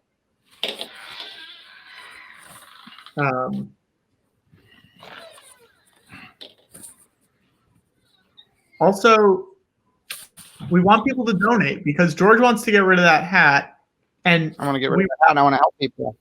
We want to help people. We want to get rid of the hat. But then we also want to do that staged reading in a few weeks. Genuinely, I think we all want to do that. And wouldn't it be fun if those girls become recurring characters on this show? Wouldn't that be a good time? They were fun. We had a good time. George, you can take off your hat. I can what? You can take off your hat. Woo! All right. There we go. Now, this episode, there's a hostage situation going on. A man has killed his family and killed himself. And there's a sketch on the air that's about to go on that they have to figure out what to do because it's very similar stuff. Watto, what's your... Oh, nice hat, Watto. Oh, thank you. Fast Watto. That's what Green Tea and Lemonade says. Yeah, sure, why not? Hashtag Fast Watto. Hashtag Fast Watto. Put Watto in a Fast and Furious movie. Hashtag I'm Fast taking Watto. the remainder from the little droplings from the past bags of popcorn to top off this new bag of popcorn because I got 2 new bags of popcorn. Oh, no. What brand are you using, Watto? What brand are you popping with? What are you popping with, Watto? I believe I'm doing top secret extra movie theater butter. What do you have? Well, your secret is out, Watto. We now know. I'm going with Orville Redenbacher's Naturals. You know, that's a very George pick. I have to say, Orville Redenbacher is kind of the Norman Rockwell of popcorn. Yeah. Sermo Payne is asking, what's the highest amount we've ever raised? 8,000? I can't remember. No, it's not true. We did, I think it was 11,100 or something a few weeks back, but we want to surpass that. Yes. We did more on the Star Wars. Star Wars stream was 21,000, but that was 31 hours. 30 hours. It was 31 hours, and it was the first time, and I don't think if it happens, it'll be great, but I don't think we're expecting. Can I throw out a donation goal for today? Yeah. $60,000. Yeah, that's what we're. Let's raise 60 for 60. We would like to raise 60 for 60. And I'll say this: if you don't think we should raise 60 for 60, sounds like your priorities are out of check. You don't want $60,000 going to Broadway Cares? What are you, a woke monster? And also, honestly, if we're being honest, because what is Studio 60 about at its core? What is it about? Comedy. 60. All right. So why not raise the funniest amount of money? Why not 69 for 60? And George is right. So now the new stretch goal is 69. We have to raise 69,000. Guys, we lost Dylan Killington. He passed out. Oh no. The plot of this episode is everyone is getting the flu. George, I'm sorry, Patrick, can you please put up the spreadsheet again? I want to add some new things to the spreadsheet. Yes, we should. Now's the time to do it. Okay. So Wes Mandell's speech, we're close to that at 5, okay? Yeah. 6,000, I put on a second hat. Oh, I got to deflate the BB-8? Yeah. All right. I want to say at 66666, WATTO chugs a second Red Bull. I'll do one of the other colors, green or orange. Wow, wait a second. Guys, we have here's a bigger issue. What? It is unclear on Google how to spell Wes Mandell's name. Look at that. There are 4 articles, and it is spelled 4 different ways. Patrick, with all due respect, I would not refer to this as a bigger issue. 3 different ways. I think it's Patrick. Seeing you observing this, I haven't seen you this happy since Ennio Morricone died. You live for chaos. You're a messy bitch who lives for the drama. Whether it's Ennio Morricone dying, you're a messy bitch who lives for the drama. And that's a nickname. Let's see. You know what you say about Patrick Cotner? You never see him smile wider than with a legendary composer croaks, or a 1-episode guest appearance character on a mid-2000s dramedy has no consensus spelling on the internet. Patrick, also, I need you to update that spreadsheet to reflect the state of BB-8, who is currently deflated. So I need to inflate the 8. Yeah, go back to the spreadsheet. You pulled the spreadsheet down so quickly so you could revel in the chaos of Wes Mandell's. Okay, so George, you need to inflate it? Yeah. And then deflate it. Okay. I thought George was saying there was a point where George would put on a different hat, right? Yeah, we were alternating thousands, aren't we? That's what I thought. Right. So I feel like 5,000 is George puts on a different hat. 6,000 is WATTO puts on a second hat. Right? 7,000 I put on a different hat. I'm sorry. No, I'm sorry. It's 6,000 George puts on a different hat. 7,000 WATTO puts on a second hat, and so on and so forth. WATTO is going to stack hats. George is going to rotate hats. And I think we were all in agreement. I think I heard you mention this before when I was getting. This is a good one. What? We'll all do spit takes. Yeah, I'll do it. How much? Gladly. What do we want to say? 50. Do we want to say 5250? Yeah, put it in at 5250. 5250. 5250 Studio 60. Yeah. Let's update the hat. So 6,000. 5260. 5260. Okay. 5260. Yeah. So that's because if we can add on a different hat. Let's get rid of all the 50s that we have and make them 60s because it's more. It adds an extra $10. Okay. Here's what I'm going to do. I'm going to pull back for a second because they're switching stuff around so we have more space in there. So I'm going to let them do that and then I will go for it.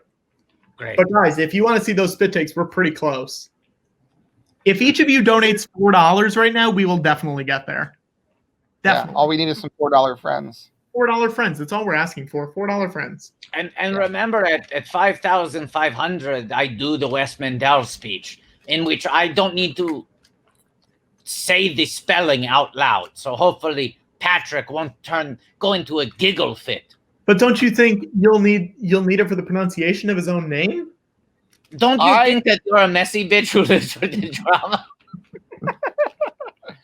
I like to think. I know they didn't have. Hang on, guys. We have an update. No. I have just gotten an email from one. Patrick, don't say that. Say we have a new 60. Guys, we have a new 60. New 60. That's Simon's chair he's sitting in. Show some respect for the chair. That's Simon's chair you're sitting in. Can I do it standing up? Actually, we were thinking about it, and we decided that it doesn't matter. You can sit in Simon's chair. Thank you so much. You can sit in the chair, but show some respect for the chair and those who have come before you. Okay. I have gotten an email from one of the writer's assistants on Studio 60. I'm not going to say their name because maybe they're showing up later. The official spelling in the script of Wes Mandell's name is W-E-S space M-E-N-D-E-L-L. 3 E's. No, Thank 2 E's. Thank you. Wait, 3 E's? So it's Wes Mandell. Wes Mandell. M-E-N-D-E-L-L. I'm just breathing such a sigh of relief right now. E-L-L. Because Dude, Patrick, you're getting a Mandel. Patrick, I am so relieved because the way your face lit up when you got that email, I was worried that Academy Award winner John Williams had died.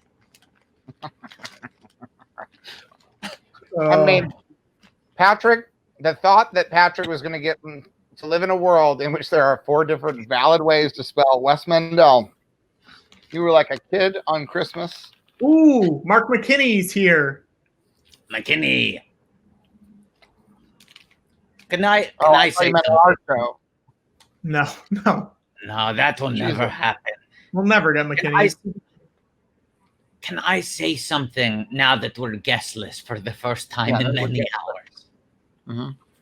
We've spent the last several weeks, nay, months, perplexed by the fact that we got no answer from Tommy Schlamme while Christine Lottie was an early yes. And we said, what the fuck is going on here? Like, it would make more sense if he had passed.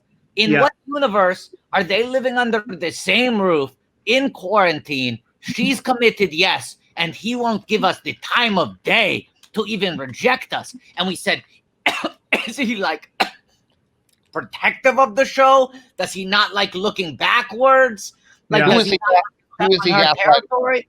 Who is he gaslighting? He's pretending to someone. Well, no, I'll give you the real reason. Do you want to know the real reason? Of course. Yes. I mean, I feel like this might be talking out of school, but I don't. I'm not. Patrick. We're not in school. It's not safe, Patrick. Great news. We're not in school. This is not talking. This is not talking. George, listen to me. This is not talking smack about anybody. These things happen. The representative that I sent his stuff to, the email got lost. They did not see the email until last week. Are you sure? Where did the email get lost? Between the couch cushions? That's a good joke, Watto. How do you lose an email? I'm not sure. It happens. These things happen. They have a lot of emails coming in. Are you sure? Did you email his lawyer? Did you email his lawyers at Gage Whitney? I didn't, George. But then when I checked in last week, she said she would send it to him. But then by that point, the date for the West Wing thing had already been locked. So that is the official timeline of stuff. Wow. I got the popcorn kernel in the back of my throat that I feel is going to be foiling me for the next 12 hours. Yeah. That's a guest that's going to stay on the stream for the rest of the show. That popcorn kernel? Unfortunately, this is a permanent member of our cast now. You show some respect. You show some respect to that colonel. Hey, this is Simon Stiles' colonel, Patrick. Show some respect. This colonel's in Afghanistan. Oh no, Patrick. Oh no, George. Can we also mention that George is the one who pitched the hide the salami joke, and you said you cannot do that, George. You cannot make that joke, because George wanted to say, Christine, what are you doing? Playing hide the salami with us? I was not going to let that opportunity pass. The second she said he was upset that he wasn't even asked, I had to swing in there with the hide the salami joke. But all respect to George, it was that joke came from the same pen that gave us. I got a bad feeling about this. And yippee. And yippee. Also, not the first time that I've sat back in awe as you read my words perfectly. Now, Watto, here's the question. Toydarian, your mind tricks don't work on me. Only money. Patrick, drop off the stream for a second. Just me and Watto. Oh, I missed you, Watto. I miss you too. I love you, buddy. I love you too, Watto. No, Patrick, jump off the stream. It feels like stay out of here, Patrick. It feels like we haven't talked in like 8 hours. You know what I'm saying? Like we've been here together, but usually you and I are getting to bat the thing around back and forth a lot more. And this is such a guest-heavy show, and people are coming in and out. There's so much to manage. It just feels like we're not getting the chance to do this. Yeah, Studio 60, more like Studio Miss Thee. I missed too. I missed thee. This is what it's all about, man. This is the raw feed right there, you know? Unfiltered. This is premium content. This is premium content. I can't believe we're letting this out for free, not putting it behind a paywall. No, no need to. I'm not going to hide our love behind a paywall. Hey. Yeah. George. Hey. Yeah. What up? Just want to get another look at you. Can you guys be back-to-back buds?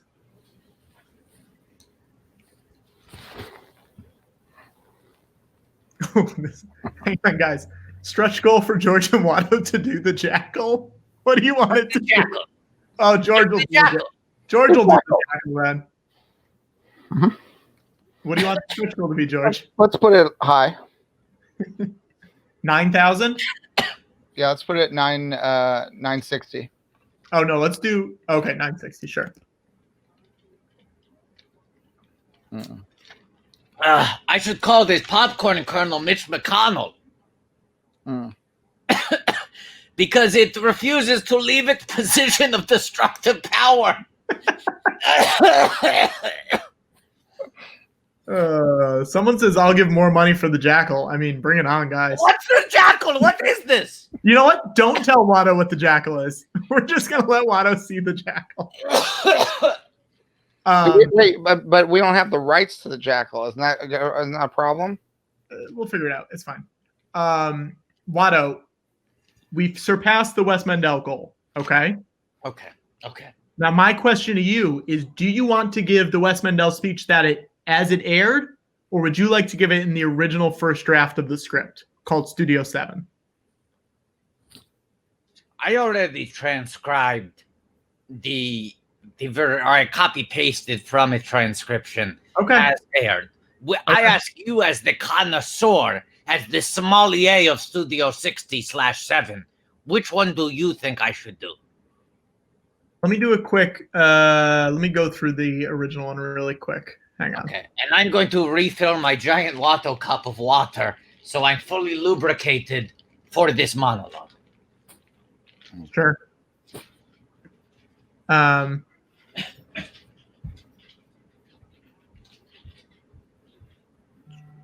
George, how are you doing so far? I need to get another beverage, I think.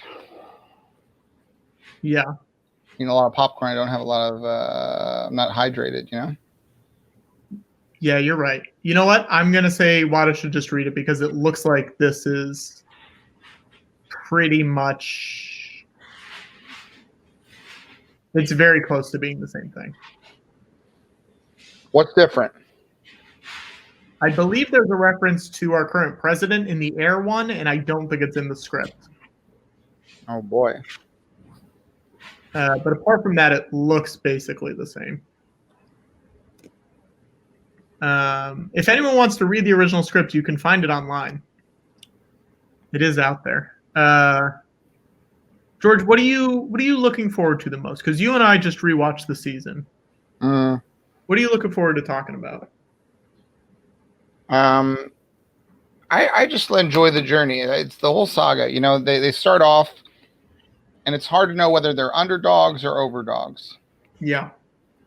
And we see them go through triumphs and tragedies, both personal and professional.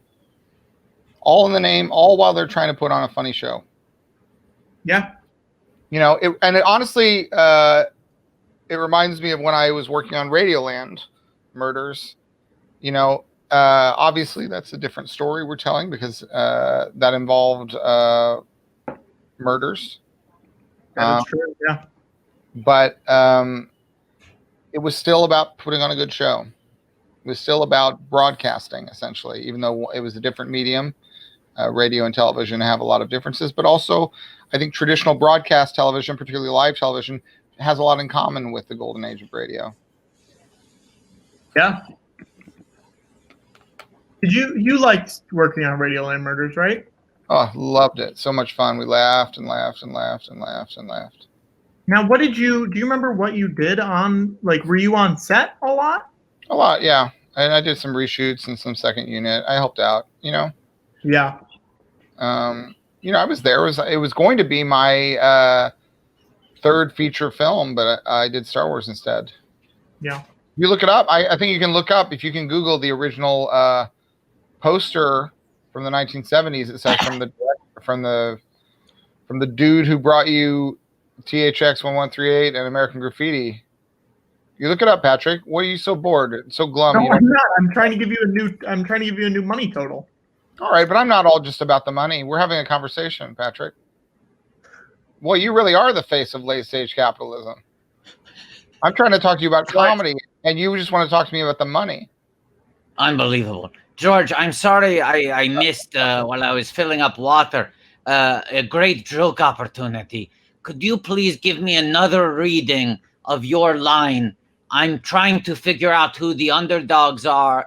I'm trying to figure out if they're underdogs or overdogs. There are definitely some triumphs. All right.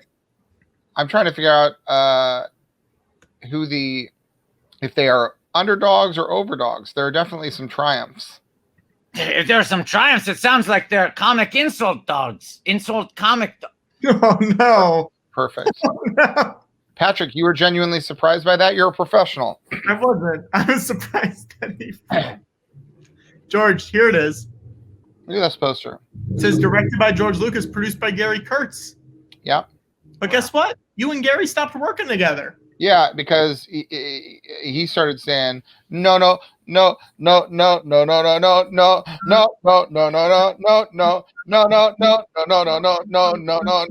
like it when people are telling me no when I'm making movies. No. You say no to no. Yeah. Okay. Are you ready for this monologue? Are you ready for a dramatic reading from Watto? I'm ready. Okay. Make Watto full screen.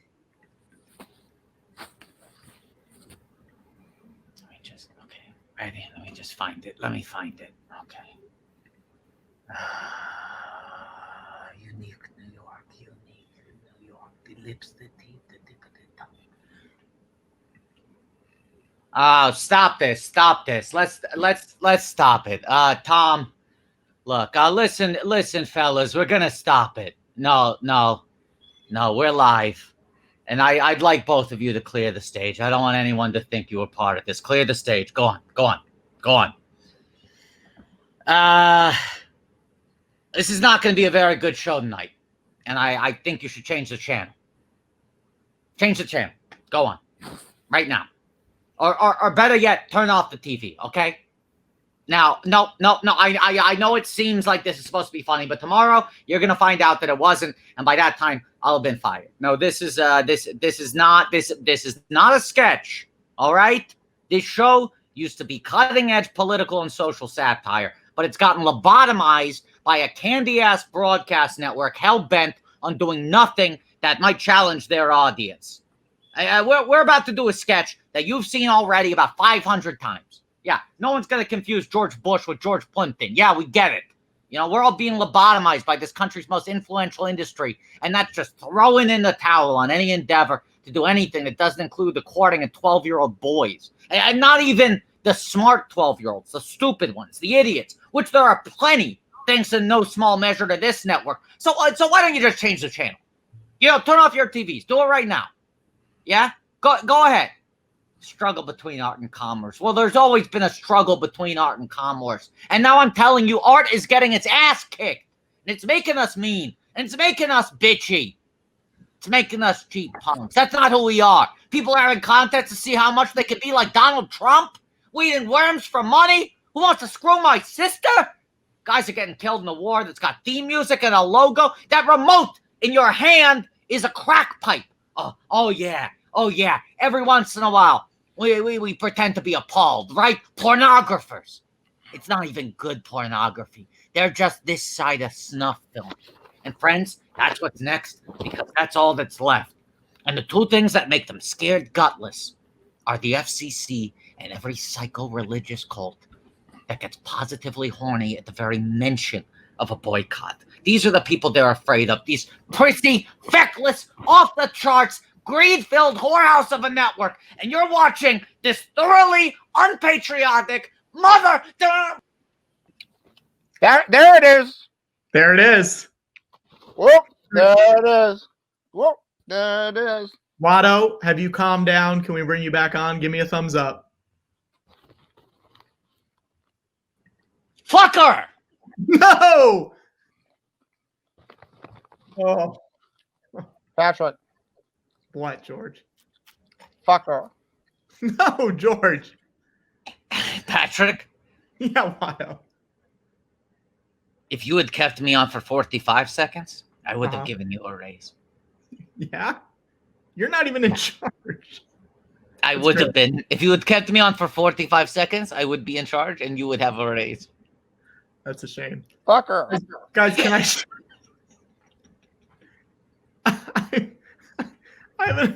have a video to show. Is that okay? Patrick, if you had kept him on.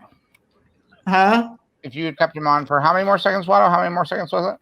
45. You kept Watto on for 45 more seconds. I would have. No, not more. Not more. 45 seconds.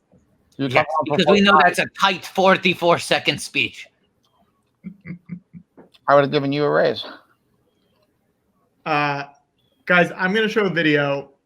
We just saw Jordan was giving an interview with a reporter. Jordan McNear?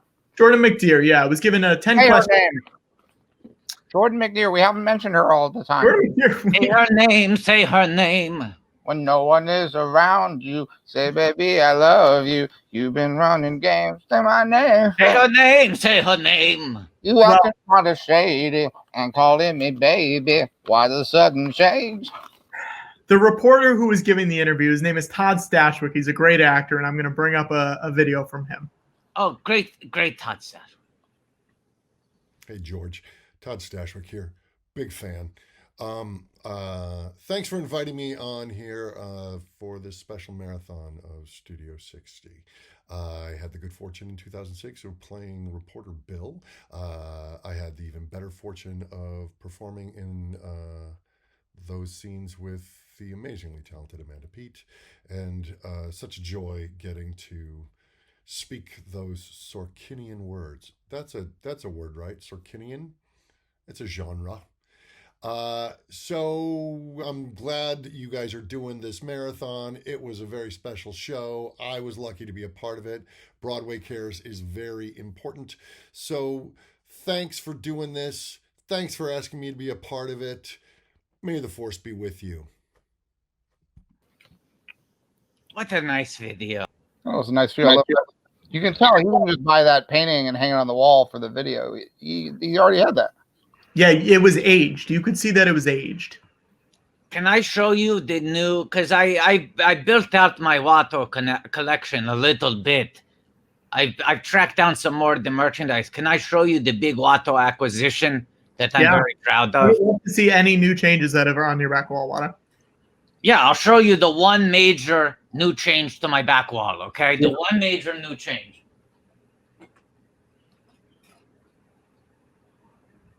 It's a bust of WATTO considering the chance cube. Wow. Wow.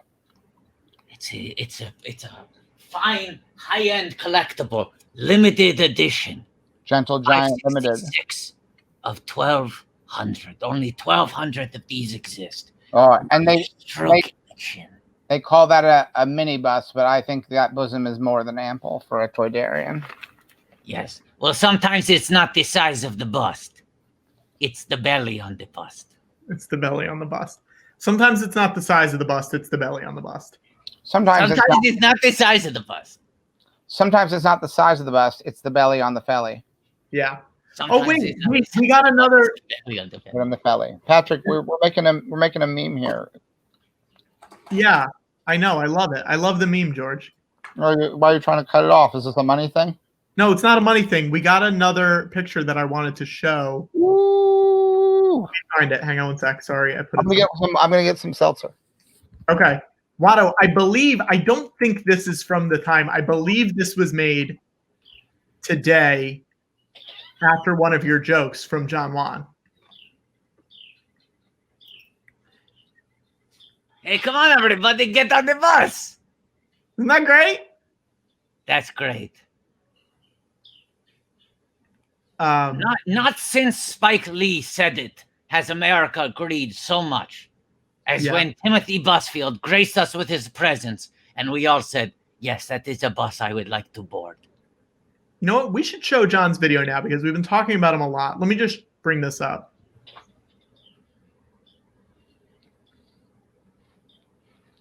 Whose video?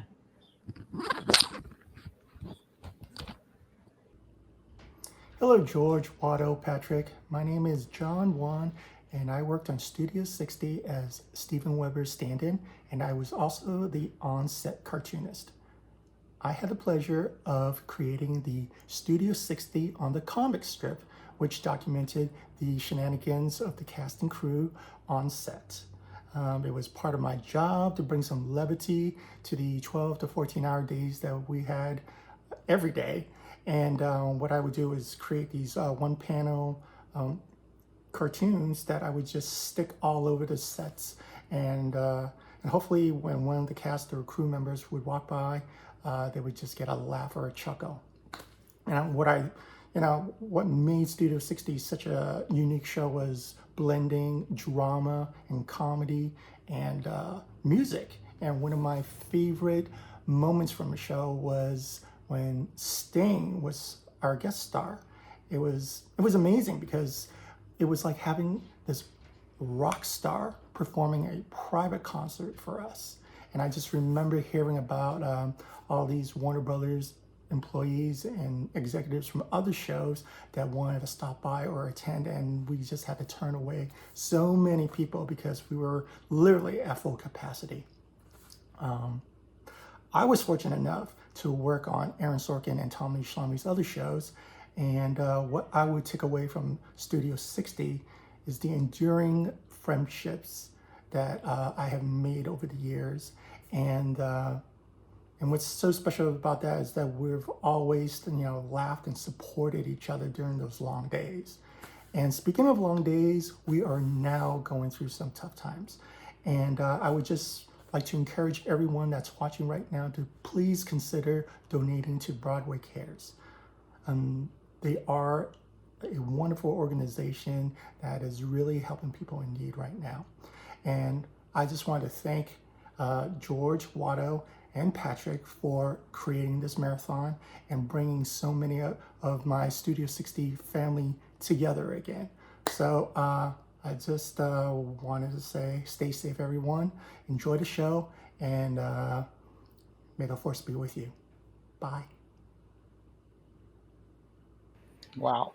It feels like the major takeaway from that video, the moral he was trying to pass along to us, is that the real Studio 60 is the friends we made along the way. It's always the Sunset Strip in your heart.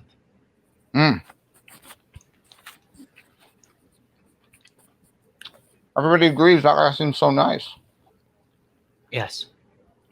Also, man, more TV shows should have an in-house on-set cartoonist to lighten the mood. I feel like we'd be hearing less stories about toxic workplace environments if all companies, all offices, all productions had a cartoonist who could just put up a strip and give us a little smile, 1 or 2 panels, give us a giggle. It seems like, and the thing is, cartoonists notoriously, it's hard to make a living as a cartoonist, in doing comics. And most TV shows could easily carve out a little bit of the budget to hire a cartoonist, have him draw some comics. Absolutely. George, I am not surprised that Patrick has disappeared from our stream, because we are not talking about joy. We're talking about kindness, about what we mean to each other. And Patrick is, of course, if nothing else, a messy bitch who lives for the drama. Yeah. This is not his temple, not quite his temple, this conversation. No. Yeah. This is maybe, I know we joke a lot, but there's no way that Patrick is still awake. No. Now he is. Cuckoo. Cuckoo woke up. Muted. You've been muted. You've been shadow banned, Patrick. Oh, no. Shadow ban. Patrick is saying, hold on. Patrick is saying, I'm having trouble deciding between nap time. Here we go. I was in the next room. So when you're done with this one, go into the room that's in the private chat and I'll meet you in there. Okay, Patrick, just do me a favor quickly. Is that okay? Wipe the corners of your eyes, because I think you got some crust in there from taking a nap. Yeah. Are we at Pizza Hut? Because it feels like Patrick's taking his naps crust first.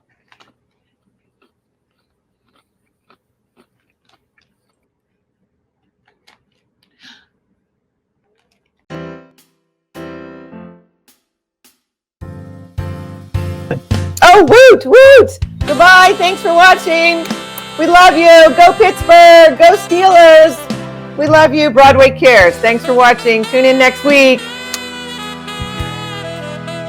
Studio 60 rocks!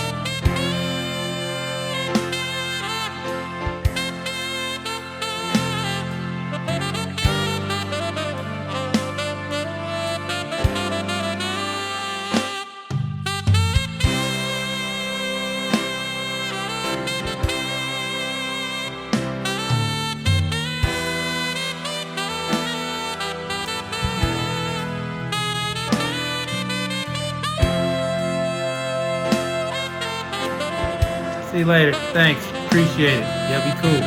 Stay safe.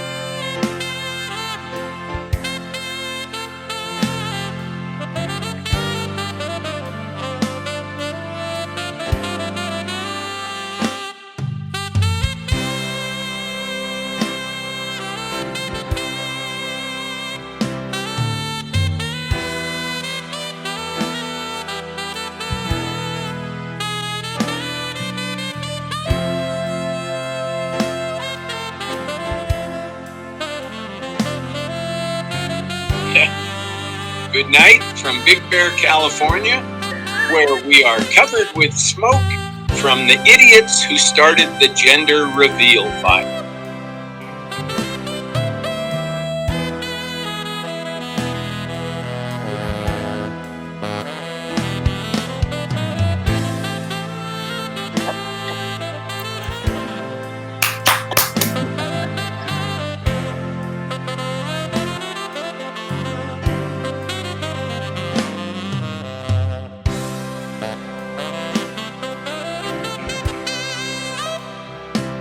Who was the host tonight?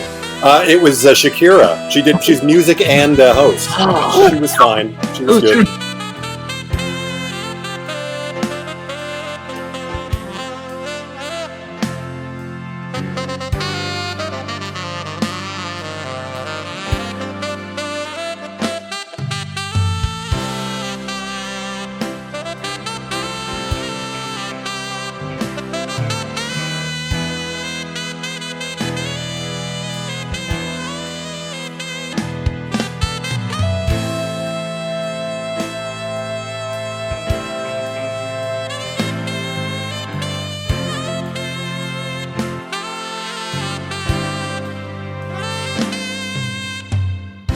Hey, David Chin. Hey, man. Love you. Love you.